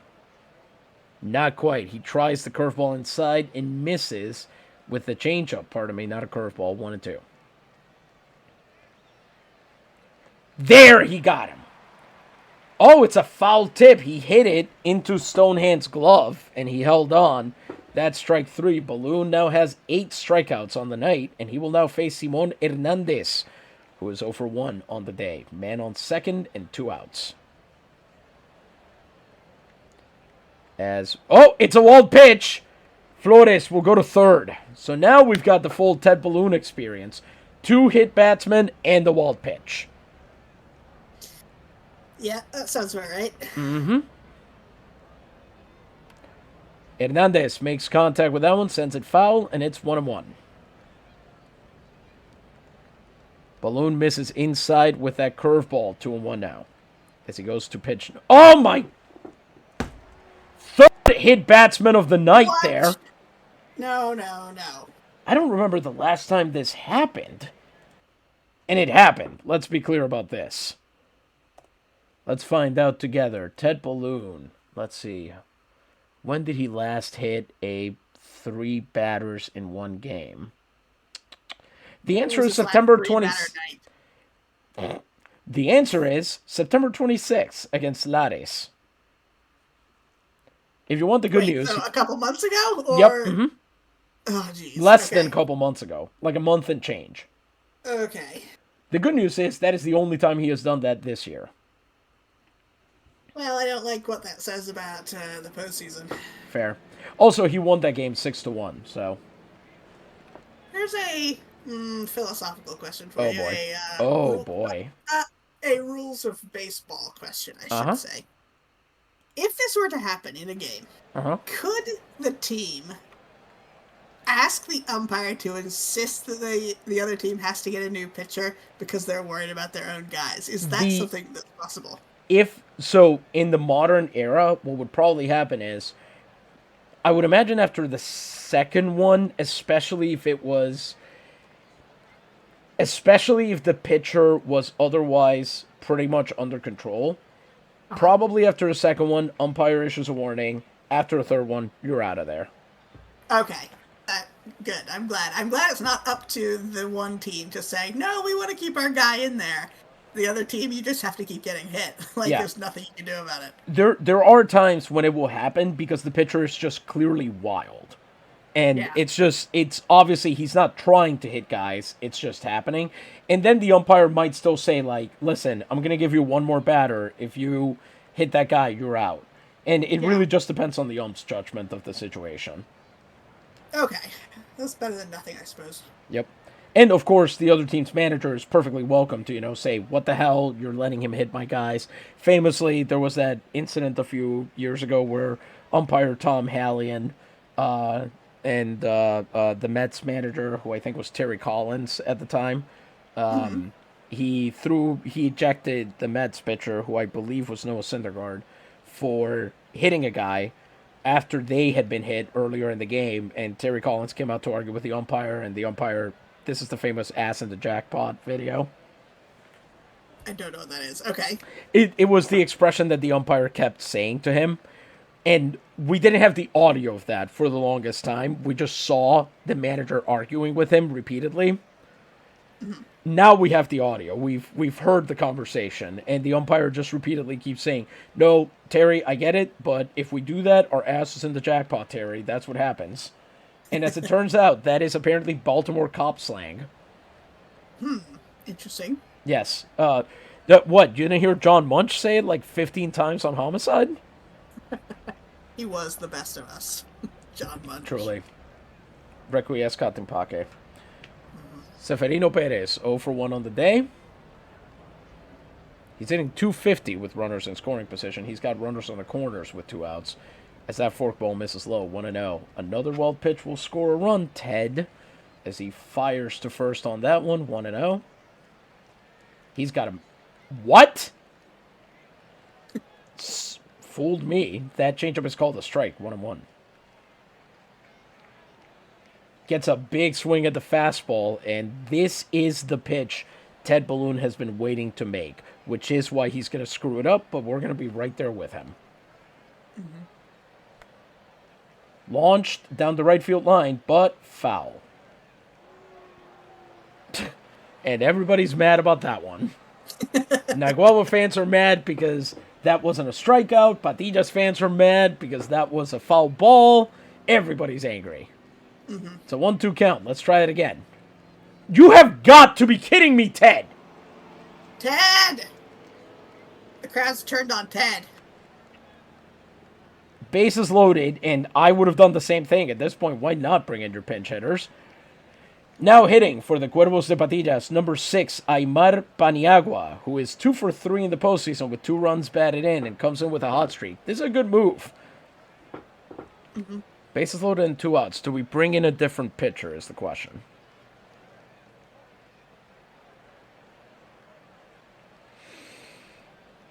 I'm going to dance with the one who brought us. Okay. Ted starts off. Let's see here. Did he get the call on that? He does on the curveball, 0-1. What if he hits another guy, though? Then that'll score a run, and he'll probably get kicked out of the game. Yeah, okay. That's 2 curveballs in a row at the knees, both strikes. Can he finish Paniagua off? If I'm him, I think I throw fastball up and in, but that might hit him. It's tricky. Maybe change up, down, and in. I don't know. Let's see what happens. I'm going to predict another curveball. Paniagua grounds that one out to Feaster, and he drops it! No! It's an error. That's going to score the run. Oh, my God. Flores will score from third, and Hernandez to second. The bases remain loaded. with the tying run at third and the go-ahead run at second, and he will now face Adelmo Vasquez, who's 1 for 2 on the day. That was a key moment there. Should have been an easy ground out, should have ended the inning, and instead, now Ted faces another batter. So here we go again. Patillas still behind 2-3. As Vasquez watches that first pitch. It's a forkball. It's in there for strike 1. And it's a generous call by the umpire. Maybe he's thinking, you know what? He wasn't pitching to the batter. He wasn't pitching inside. I'm going to reward this behavior. Gets another strike call on the fastball. Can he finish him off here? Take a deep breath and hold it. Vasquez fouls that one off. We'll continue at 2 strikes. Breath held. He misses. Low with a fastball. 1-2. Ted, man, you got to stop playing with your food here. Hits that one hard. This one, it goes to Bach. He makes the throw to second. They hold on, and they are out of it. Woo! Okay. Ted strands the bases loaded, though not before allowing a run. It's back to a 1-run game as we head into the bottom of the 6th. And let's see here. I always mess this up, so let me make sure I've got my head screwed on straight. Now at third base for the Cuervos de Patillas, number 11, Zacarias Estrada. Better hitter than Mafole, but worse defensive third baseman. Interesting. In the bottom of the 6th, it'll be the Castillo, Valdez, and Bach against Pablo Garcia. Garcia is through 5 innings on 84 pitches, 6 hits, 3 earned runs, 1 walk, and 3 strikeouts. And it'll be Frank de Castillo coming up.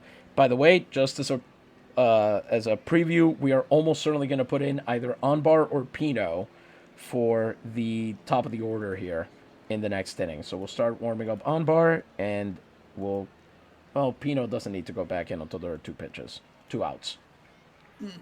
De Castillo, 1 for 2 on the night. He had that single last time. That was very useful in setting up that 3-run inning. As that cutter is in there, 0-1. Swings right through a high cutter there. See, he has no excuse to be doing that. That's bad. That was a bad decision, Frank. 0-2 count. He hits that one hard and hits that one into right center field. That's going to be a roller. The same exact hit we saw earlier from, I believe, Luis Flores. And it's going to be an extra base hit. A triple. A leadoff triple for Frank de Castillo. Wow. Thanks, Frank. His second hit of the night as he slides in, and the 7th for the Navegadores. They put a runner 90 feet away as the leadoff hit. Here comes Benji Valdez, who had a single back in the 4th and set that up nicely. He's 1 for 2 on the night. Can he make this happen? Bring it back to a 2-run game. He had 292 with runners in scoring position during the season. As that sinker is called a strike, 0-1. That is hit down the left field line, but it arcs foul. So it'll be 2 strikes on Benji Valdez, no balls. Can he do it with 2 strikes here? Can he come through for his team like he has so many times before? You know, Benji hit his first career grand slam this season. Oh, wow. That's pretty good. Sinker misses inside, 1-2. I'm surprised for such a good hitter that it took this long. Well, he's not much of a power guy. That's true. As he smacks that one foul. A sinker again, 1-2. He's seen the pitches well. The question is he going to get one he can hit? That fastball goes low, 2-2 now. As does that one. It's a full count. Benji Valdez has worked a full count after being in the hole. And Pablo Garcia at 93 pitches will now face him for a payoff pitch. Woo. Hits that one down the right field line, but it's foul. Which is good, because I get to correct myself. Let me say that again.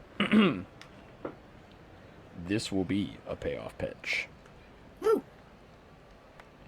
Knocks that one foul. We'll continue.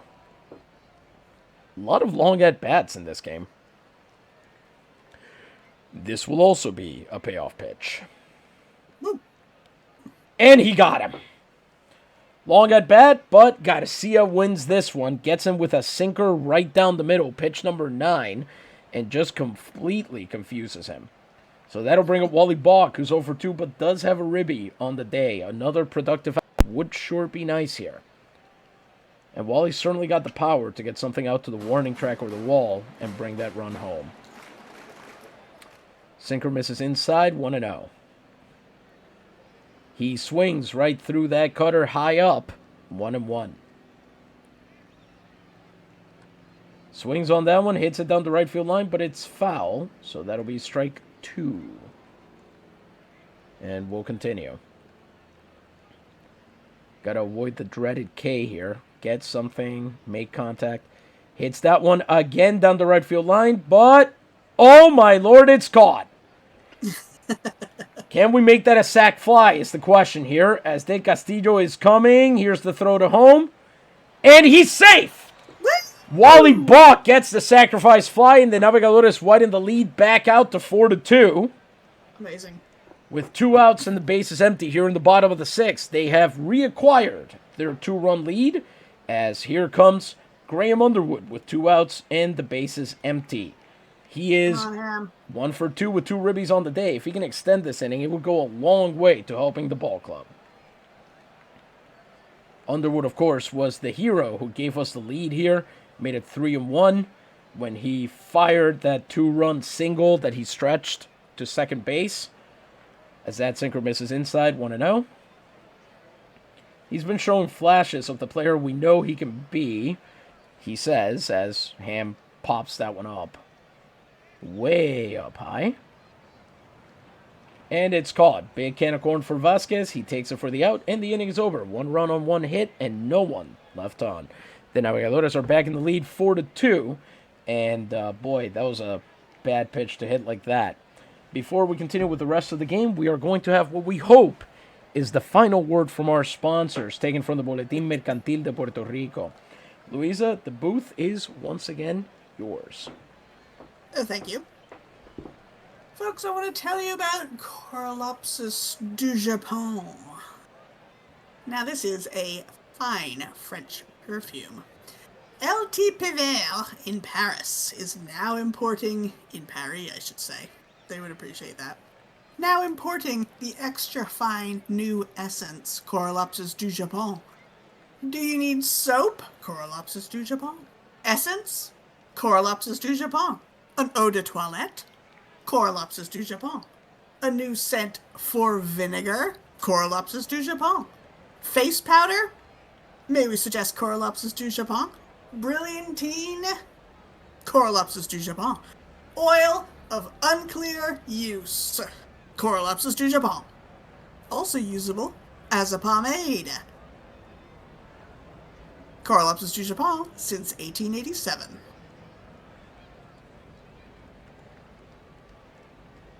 I love the idea of this fragrance. I don't know what it smells like. Corolopsis is a member of the witch hazel family.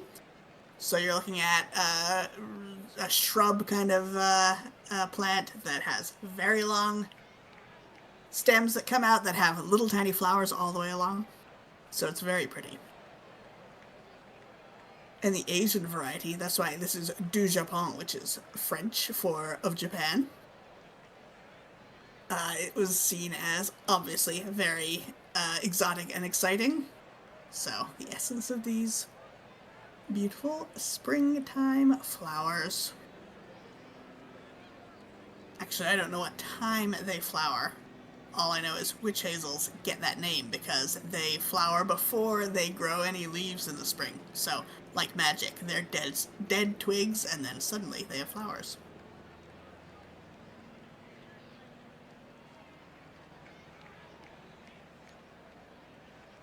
I've seen bottles of this from like 1920. And as you might expect, they lean hard on Asian imagery, so they have the name spelled out in like bamboo letters. So that's not great. But the whole idea of a fresh spring floral from halfway around the world. It's very romantic, isn't it? Can you say that piece again about witch hazels? My audio, and I'm pretty sure it was my headphones, so I don't want you to worry too much. But believe it cut out during that. This might be an old wives' tale about an old wives' tale, but I've heard witch hazels have that name because they are a shrub that flowers, blooms in the spring before it gets its springtime leaves. So it looks like a stand of dead twigs that suddenly has blooms on it before it has any leaves. So, Wow, like magic. that is pretty interesting. Yeah.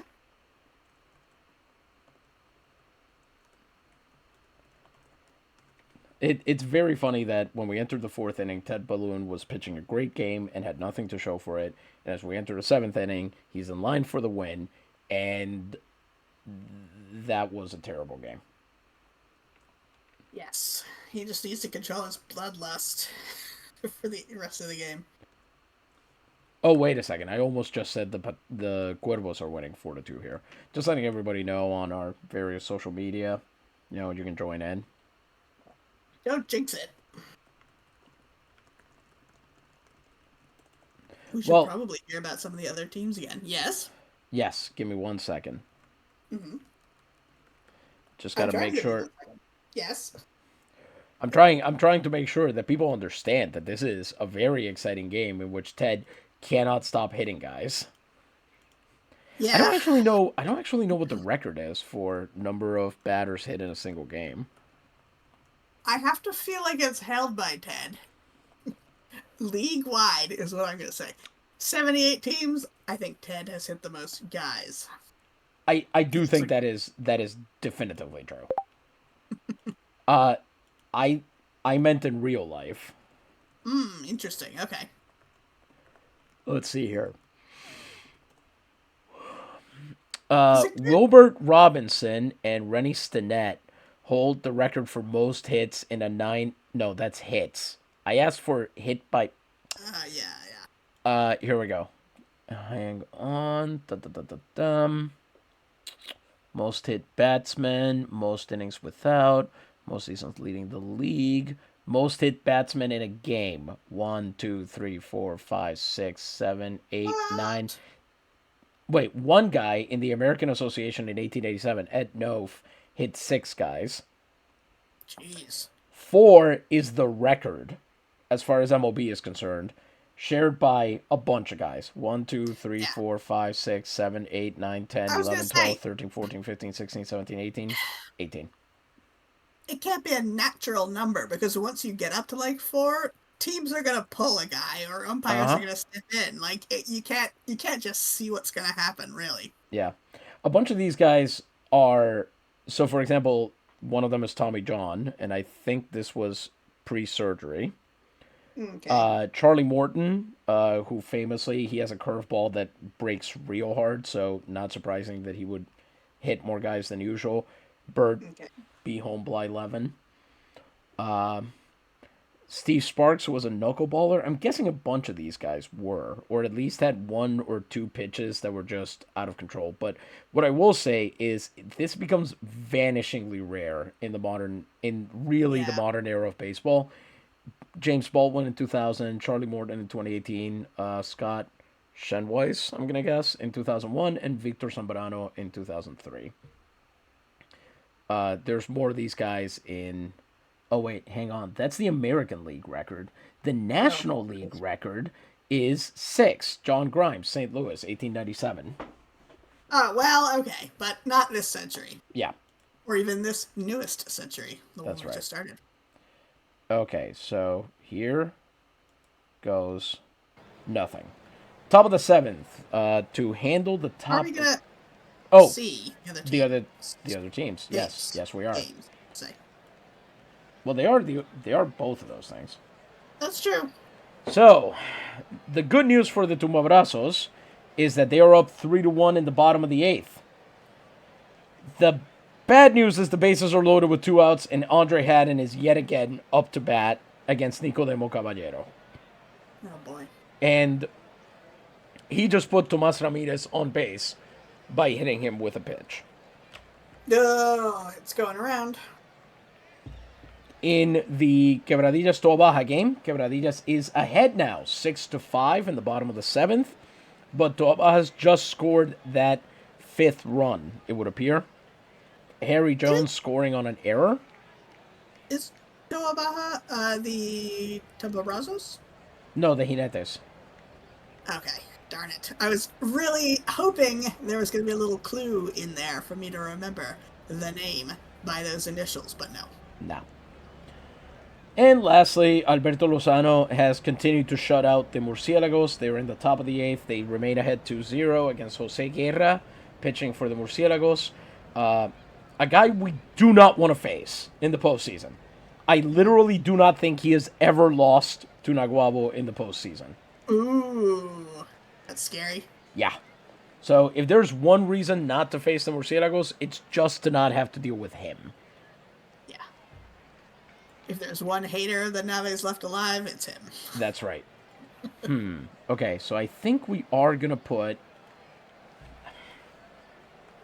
He's only at 103 pitches. That's not bad. Yeah. What are the benefits to leaving him in? He's a more effective pitcher than most of the guys I could put in behind him. That's what. Okay. What are the benefits to taking him out right now? Putting in a fresher pitcher, basically, that they won't have seen before. And against this top of the lineup, technically, we might want somebody who's better against lefties. But, you know, he's controlled them so far. This is the one part of the lineup he doesn't have trouble with. Luevano accepted, but that's, okay. You know. So I think we'll keep Onbar in there in case he gets in trouble. But let's see what he can do against Balloon, against Tirajero and Murillo. Ted Balloon, 103 pitches over 6 innings, 3 hits, an earned run, 2 walks, 8 strikeouts, and 4 hit batsmen. Boo. He faces Santiago Tinajero, who's 0 for 2 with a sacrifice hit. I don't think this is going to go well. That is bounced to Valdez. Oh, maybe it is. He grounds out to Valdez. Valdez throws it to first, and it's 1 pitch and 1 out. So it's hard hit, but right to the shortstop. Good play there. Here comes Diego Murillo, who has no reason to be smiling when he is 0 for 3. If he doesn't get a base hit, his average will fall under 100. Ted here opens him up with a curveball that just misses the zone. They call it a ball this time. Possibly helped out by him checking his swing on it. Second curveball up in the zone, 1-1. He then fouls that one off on a golfy swing on the fastball. Let's see if Ted can finish him off with 2 strikes here. Get his out. Murillo checks his swing again successfully on the fastball, 2-2. Pitching him inside, that's not smart. And he got him! Balloon gets his 9th strikeout of the night as Murillo goes for it again, and his average now falls to 0.97. Brutal. Here comes Elias Luevano with fire in his eyes as he, of course, got hit back in the first inning and then got to watch 3 of his teammates also suffer that fate. He's also gotten a hit and an RBI. And last time he had that hard fly out to center field that Underwood caught. Let's see if Ted can get the better of him one last time. That changeup is called a strike on the outside there, 0-1. Luevano watches that fastball miss down and in, 1-1. Luevano's batting eye is not as good as you would expect for such a good contact hitter. So that forkball misses low. So you could try to get past him via deception, which is not what Ted's doing. As that's hit into center field, and Underwood has it! Yes! Graham Underwood is this man's kryptonite. Patillas goes down in order, and the Navegadores unaccountably remain ahead 4-2. That should have been a base hit, but not when Underwood's on patrol. Oh, so good. He takes it down, and we're into the bottom of the seventh. Declan Milne leads off the inning against Pablo Garcia, who is through 6 innings on 102 pitches, 7 hits, 4 runs, 1 walk, and 4 strikeouts. Declan Milne is 0 for 2.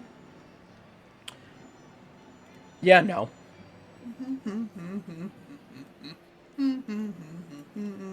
Now batting for the Navegadores de Nahuabo, number 17, Pablo Salmeron. He is 4 for 13 in the postseason. He has an OPS of 615, 4 runs batted in, which is currently tied for second on the team, despite the fact that he's a backup. Let's see if he can do anything. He's not usually good against righties, but Garcia's worse against lefties, so we'll see how that shakes out. Sinker misses high and away, 1-0.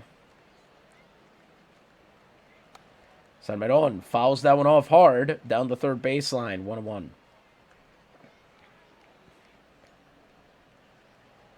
Fastball low and inside. Salmeron was second on the ball club this year in home runs, hitting 15 of them, which is quite something because he otherwise actually had kind of a down year, as opposed to the last couple of years where he could consistently put up high average and a pretty good on-base percentage. This year, despite the power increase, his on-base percentage cratered. It's the lowest it's been since 1902.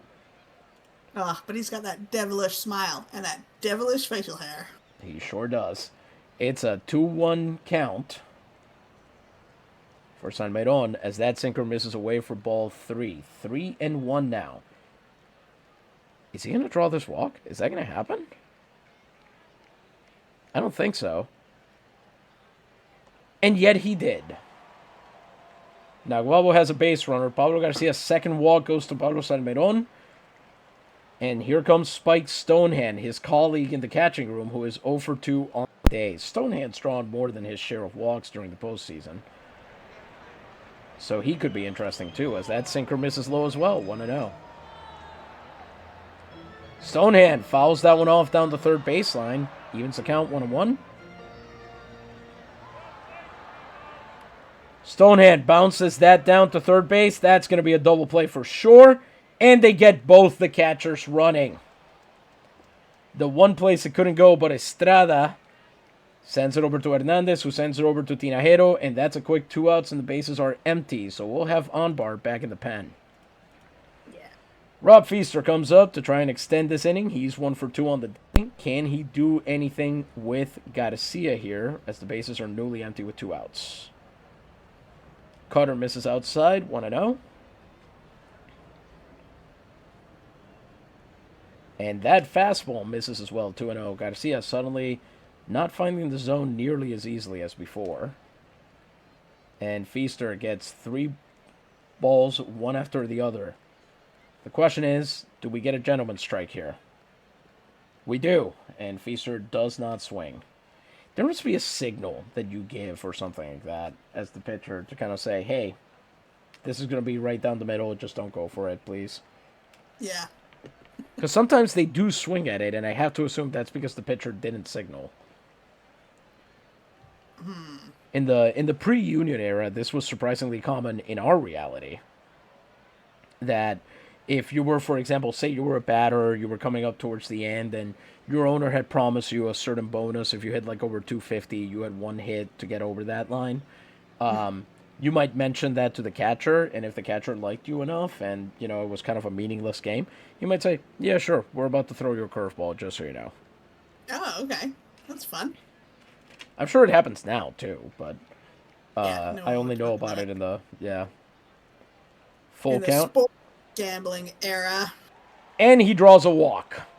Oof. Pablo Garcia gives up his 3rd walk of the game, his 12th in the postseason, and he will now face Eto'o Shirley, who's 1 for 3. I have a feeling Rob Feaster is about to get caught stealing. All right, I hope so. As there's a pickoff attempt, but Feaster is back in plenty of time. Another pickoff attempt, and Feaster is back in plenty of time. I should say, I hope he tries. Shirley hits that one. It's fouled. Bah.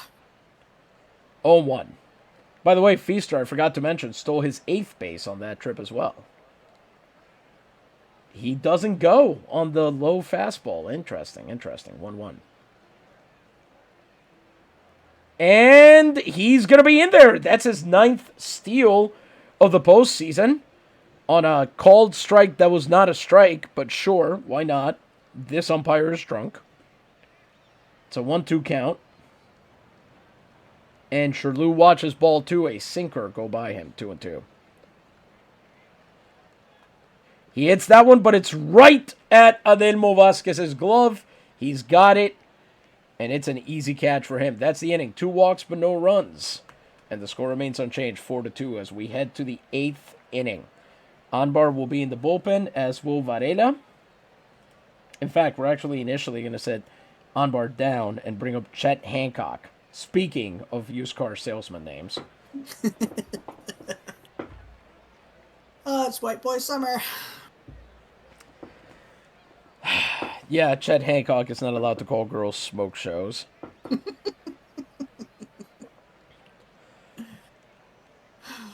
In the top of the 8th, Ted Balloon will get to start the inning. We'll see how it goes. He is at 113 pitches over 7 innings, 3 hits, 1 earned run, 2 walks, 9 strikeouts. And he faces Luis Flores, who is 1 for 2 on the day, the left fielder. And before we continue, we don't seem to be getting any notifications today.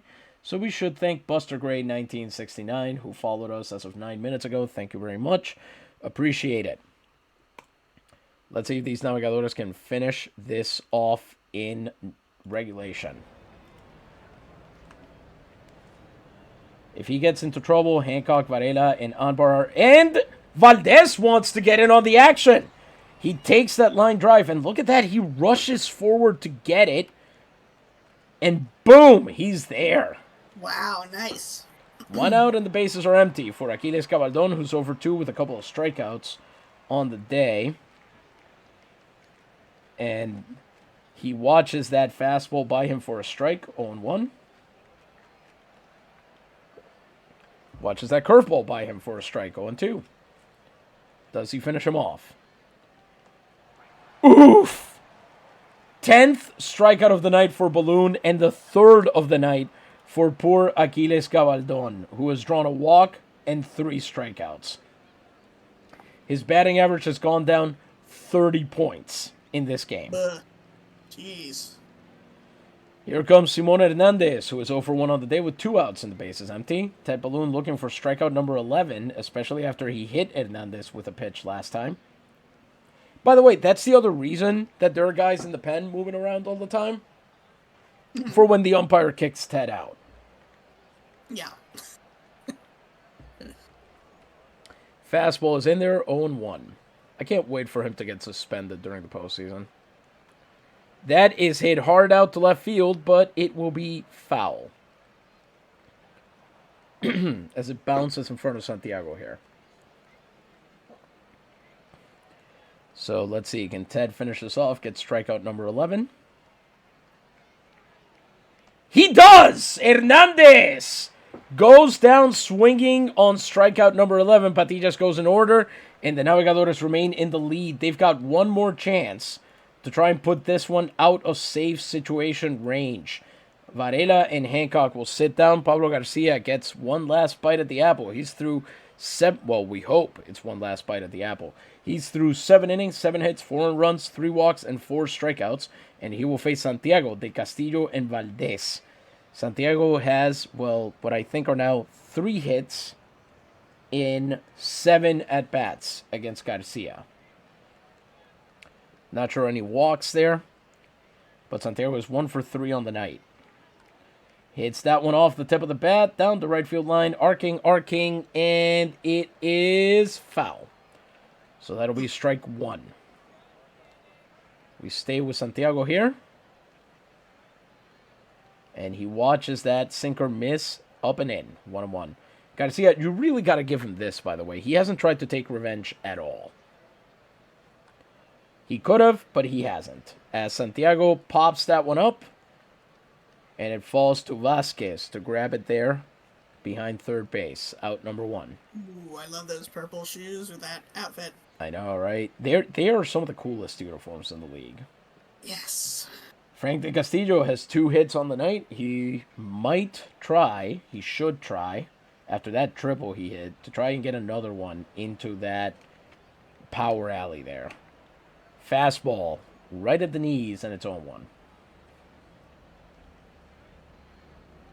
That one misses away. A sinker, 1-1. He loves that sinker for biting around the zone and not getting much purchase from the hitters. Sinker misses low, 2-1. That's hit off the tip of the bat, so it'll go foul. You just know it will, even though you haven't seen it do it yet. It lands, and it's 2-2. Garcia here could get his nice 5th strikeout of the night and at least feel a little bit more worthy. Oh, even better. He gets that pop-up. The thing, if Ham Underwood is Elias Ruebano's kryptonite, pop-ups are the Navegadores'. Yes. They are continually getting under balls. I do not understand it for the life of me. Mm-hmm. Pablo Garcia faces Benji Valdez, who is 1 for 3 on the night. 2 outs, bases empty. As, let's see here, that's got to be in there. Yep, fastball. Just catches the bottom of the zone, in there for a strike, 0-1. He swings right through that cutter, 0-2, and Valdez here, who I think already struck out twice tonight, it might be about to strike out for a 3rd time.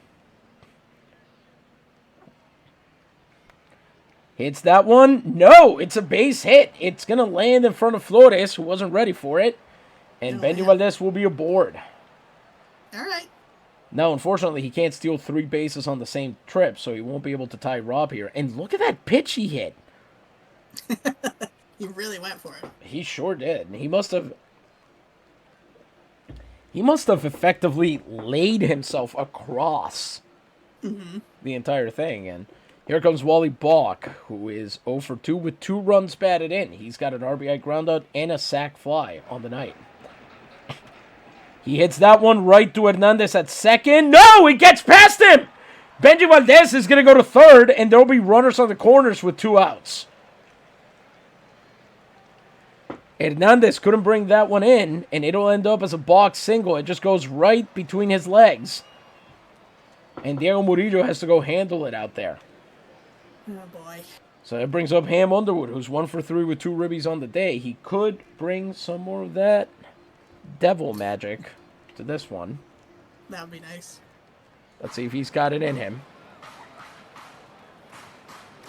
Underwood does not like that strike call, but honestly, I don't know what he expected. It's in there. 0-1. Yeah. He's just salty. That's right. Underwood sends that one foul onto it. Let's hope he doesn't spiral. Here we go. Is that... I think this game might have the most ham jokes we've been able to do. I don't know. Fouls off that fastball. We've had bacon, smoked, salty, deviled, and spiral so far. Yeah, we tend to work other pork products in as well, though. So We do, but this one I'm having... I almost got to say belly flop earlier, but that's not how he made it in, so... Also, that doesn't count. Pork belly counts, come on. 0-2. No. Just the word belly? No. Cutter misses inside, 1-2. Oh! You have got to be kidding me! You said he wasn't retaliating! He wasn't! Well, what was that? Well, he is now. Past tense and present tense exist. I will say... He heard you. He was like, oh, I get to fight back? I will do that. Yeah, he just didn't know that was an option. It's pretty good. So, Underwood gets hit by pitch, which brings up his on-base percentage during the postseason to .370. Ooh, nice. And that will bring up Pablo Salmeron, who here could do something very funny and walk in a run, if he's willing to do that. Let's see if that's in the cards for him. Well, he starts off well. Watches that cutter miss low, 1-0. That's a strike, for sure. A sinker. Just at the bottom of the zone there, 1-1. He swings right through that one. Salmeron does not like swinging with the bases loaded, so... Ugh. Yeah.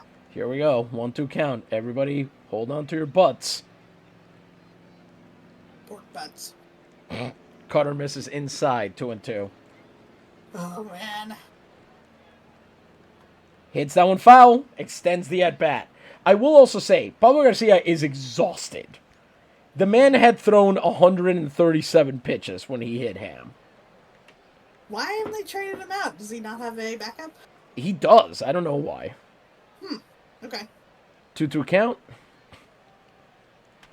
Hits that one through, and it's down. That lands all the way in the left field corner. It'll bring 2 runs home. Are they... Do you want me to send Underwood? Yes! All right, Underwood running on those legs. Let's go. Pablo Salmeron is going to make it. That throw is nowhere near in time. Salmeron clears the bases with a double into the left field corner, and the Navegadores are up 7-2. What the hell was Zacarias Estrada doing out there? He just watched the ball go by him. I cannot believe that landed fair. Everything went wrong there. Yeah. Or did it go right?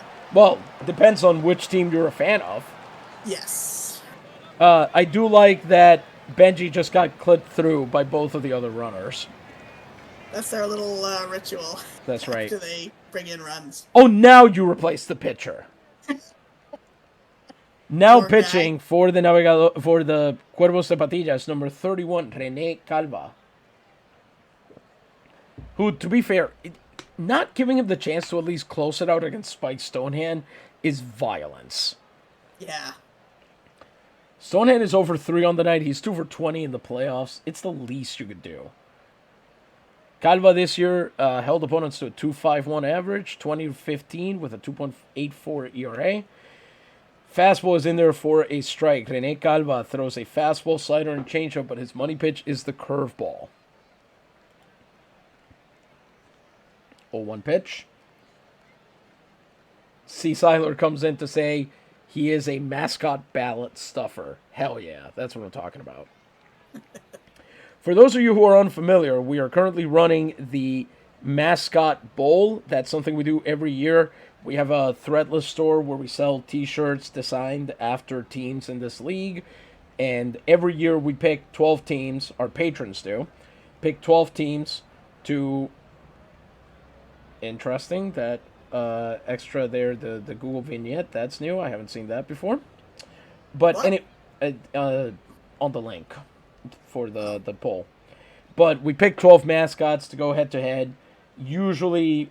Once we get to the top 2 of each league, or the top of each league, the pennant of each league, those 2 get t-shirts made, and then there's an overall champion.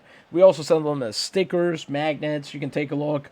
There's a pretty nuts manatee in this one that is about to clear the 60 vote barrier, which has never happened. This is our 4th one. And we have something pretty special planned for that manatee, by the way. You have no idea what's coming. As he misses that fastball, let's see if Calva finishes him off here. No, Stonehand stays with it and fouls it off, 0-2. This should be it.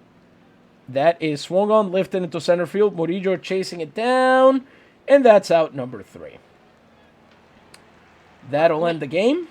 Well, end the inning, pardon me. We're through it. I wish it ends. I mean, slightly too soon. I feel like it ended the game too, but you know. Yeah, I think so as well. Let's see. Poor Chad Hancock and Varela. C. Seiler says they're rooting for the Sauna Cat. Yeah, that's a good alternate. I don't want to put Kareem Anbar here because we should be saving him for, well, saves.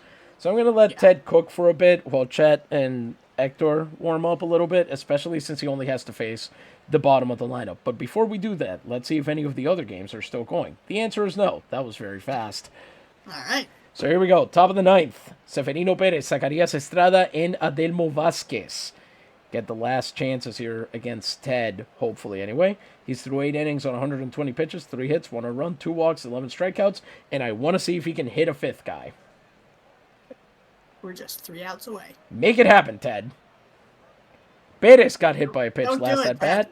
Changeup away, 0-1. You have so much to pitch for. Be the better man. Oh, that is fouled? Really? No one moved. They called that one foul? Oh, I guess it hit the line. Okay. So it's 2 strikes, quick on Severino Perez. Will Ted finish him off here? Not quite. He missed just outside with that forkball, 1-2. Perez fouls that one off right there at the plate, 1-2. Ted throws pitch 125. Perez grounds that one out. It goes to Sherlew, who drops it. Oh, come on. Come on. Get on base. Second error, and that'll bring up the new pinch hitter, number 20, Brandon Dixon. During the season, he got 121 at-bats in 78 games, average of 298, on-base percentage of 351. Not bad. This is his second at-bat in the postseason. I'm trying to see here if he played anywhere else. No. This is his first year in the league, and he debuted as a 15-year-old. Wow. Not great, Bob. Is that before there were the rules about yes. age you could spend? Yeah, we're in the pre-child labor era for sure.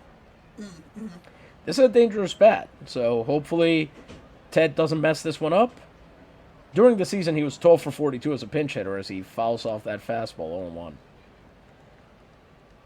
Is that going to be a strike? No, Dixon watches that changeup go by. It's a ball, 1-1. Hits that one, and it's... oh, no! Sherlew drops it again! Come on!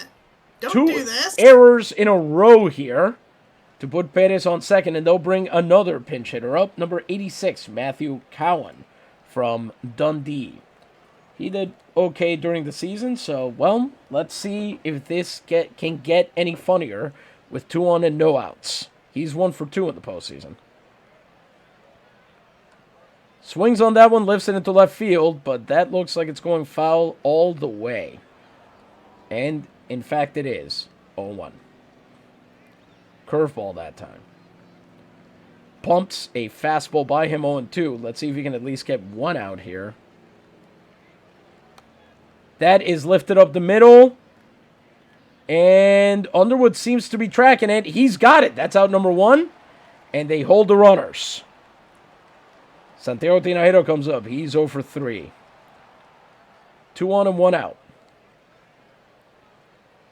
Tinajero has 2 strikeouts today as he watches that fastball go by him. 0-1. The umpire at this time clearly wants to go home. As that changeup misses and Tinajero... that changeup almost misses. Tinajero does miss. Wow! He chases the changeup, and Ted has his 12th strikeout of the night. And it'll be poor Diego Murillo, who's 0 for 4, and batting .097 in the postseason. Jeez. I thought you said they did them the courtesy of not. That's what I thought, but clearly I was wrong. Also, how does he not have, at this point, the snowflake? Yeah. He has had... It's always this bad. Maybe. He has had 3 hits in the postseason. He has had 1, 2, 3, 4, 5, 6 hitless games. Wow. In the postseason. Come on. 2 on and 2 outs. Murillo watches that one. Murillo has struck out every time. So I now get to teach you, Luisa, the term golden sombrero. Okay. That means having 4 strikeouts in one game. Huh. It's based off of a hat trick. Okay, I was going to say, it feels like it's something. in relation to something. Okay, gotcha. That forkball misses low and outside. That doesn't. That's a changeup, and it's a strike. 1-1. Nice. That's... You have got to be kidding me. That gets past Stonehand. 2 wild pitches for Ted. That's new. So now 2 guys in scoring position with a 2-1 count on Murillo. As he misses low again. 3-1 count. Does he get the strike? He does on the forkball. Ooh, okay. You have... Oh, my lord. 1 more. Big pitch coming up. He draws the walk. That loads the bases, so we are going to bring in Hector Varela to finish this game because this is ridiculous. against Elias Ruebano, of course, who has a chance to make this a one-run game. He doesn't have the power to make it, but you never know. He's 1 for 3 with a ribby. Let's see if they can stop the bleeding here. First pitch to him. Hit hard. Out to right field. Frank de Castillo tracking it down. And it drops into his glove. Woo! This game is over. The Navegadores win what should have been a close game, 7-2. They take a one-game lead in the Serie Interdivisional. And, Ted, I don't think you get to say that. His official quote is, and I was the aggressor, no doubt about it. We know you hit 4 guys. I mean, he's not wrong. No, he's dead on. That is completely correct. So, Ted does get his 3rd win of the season. 8 2/3 innings, 3 hits, 2 runs. By the way, that's his deepest start so far in the postseason. Dang. 3 hits, 2 runs, 1 of which was earned, 3 walks, and 12 strikeouts. Plus, again, cannot emphasize this enough, 4 hit batsmen and 2 wild pitches. And the moment Hector Varela got in, he saved the game on 1 pitch. The 1 pitch save. That's his specialty. Rob Feaster stealing 3 bases, but he did get caught once, so he's 9 for 13 in the postseason. He did have a hit and drew a couple walks, so certainly put a ton of pressure. We've got every member of the starting lineup. Well, not every member, sorry. Most of the starting lineup got at least a hit. Mm-hmm. The exceptions were Declan Milne and Spike Stonehand. I will point out only 4 strikeouts, 2 of which were Vidal and 2 of which were Benji. So none of the guys that you would expect strikeouts from actually went down swinging or looking today. And of course, we had excellent hits from particularly Frank de Castillo, who had 2 hits and scored twice. Benji Valdez, 2 hits and scored twice. Wally Bach and Graham Underwood had almost identical batting lines. Each had a hit and a run in 3 at-bats and brought in 2 runs. And then you've got Pablo Salmeron, who drew a walk and in his 1 hit cleared the bases to make it a 7-2 ball game. He is now hitting .357 in the postseason, which is not what anybody expected. You'd have to change his nickname to Arms from Knees. Maybe, Brazo de Oro. Our band major was Benji Saldana, says C. Seiler. That's wonderful. So, I guess before we do our final thoughts and let you go for the night, we should check on the other games. Mm-hmm. How did those come out? Well, Cabo Rojo did, in fact, beat Camuy 2-0. So they are in the series. They are leading the series. Quebradillas actually pulled away. Well, they were shutting them out the whole way through. Lozano had that game under control. He's one of the best pitchers in the league. Okay. More surprising is that the Corsarios actually pulled away from the Jinetes and ended up winning the game with Tiberio Torres on the mound. So they are ahead now. They are tied in the series, but they were ahead in this game. 7-5, and they were smart enough to bring in their closer, whose name is Primitivo Flores. I think we discussed him before, didn't we? Because I said, was it a religious thing, like a religious primate, like that type of name, or? It is Saint Primitivos, yeah. Okay. And then Carolina also even the series against the Señores at 3-1. So they also did a pretty good job at the end there, giving Tomas Sanchez his first loss of the postseason, which is pretty amazing. In fact, I will also note the Navegadores are currently undefeated in the postseason. They're 7-0 as they go through this series.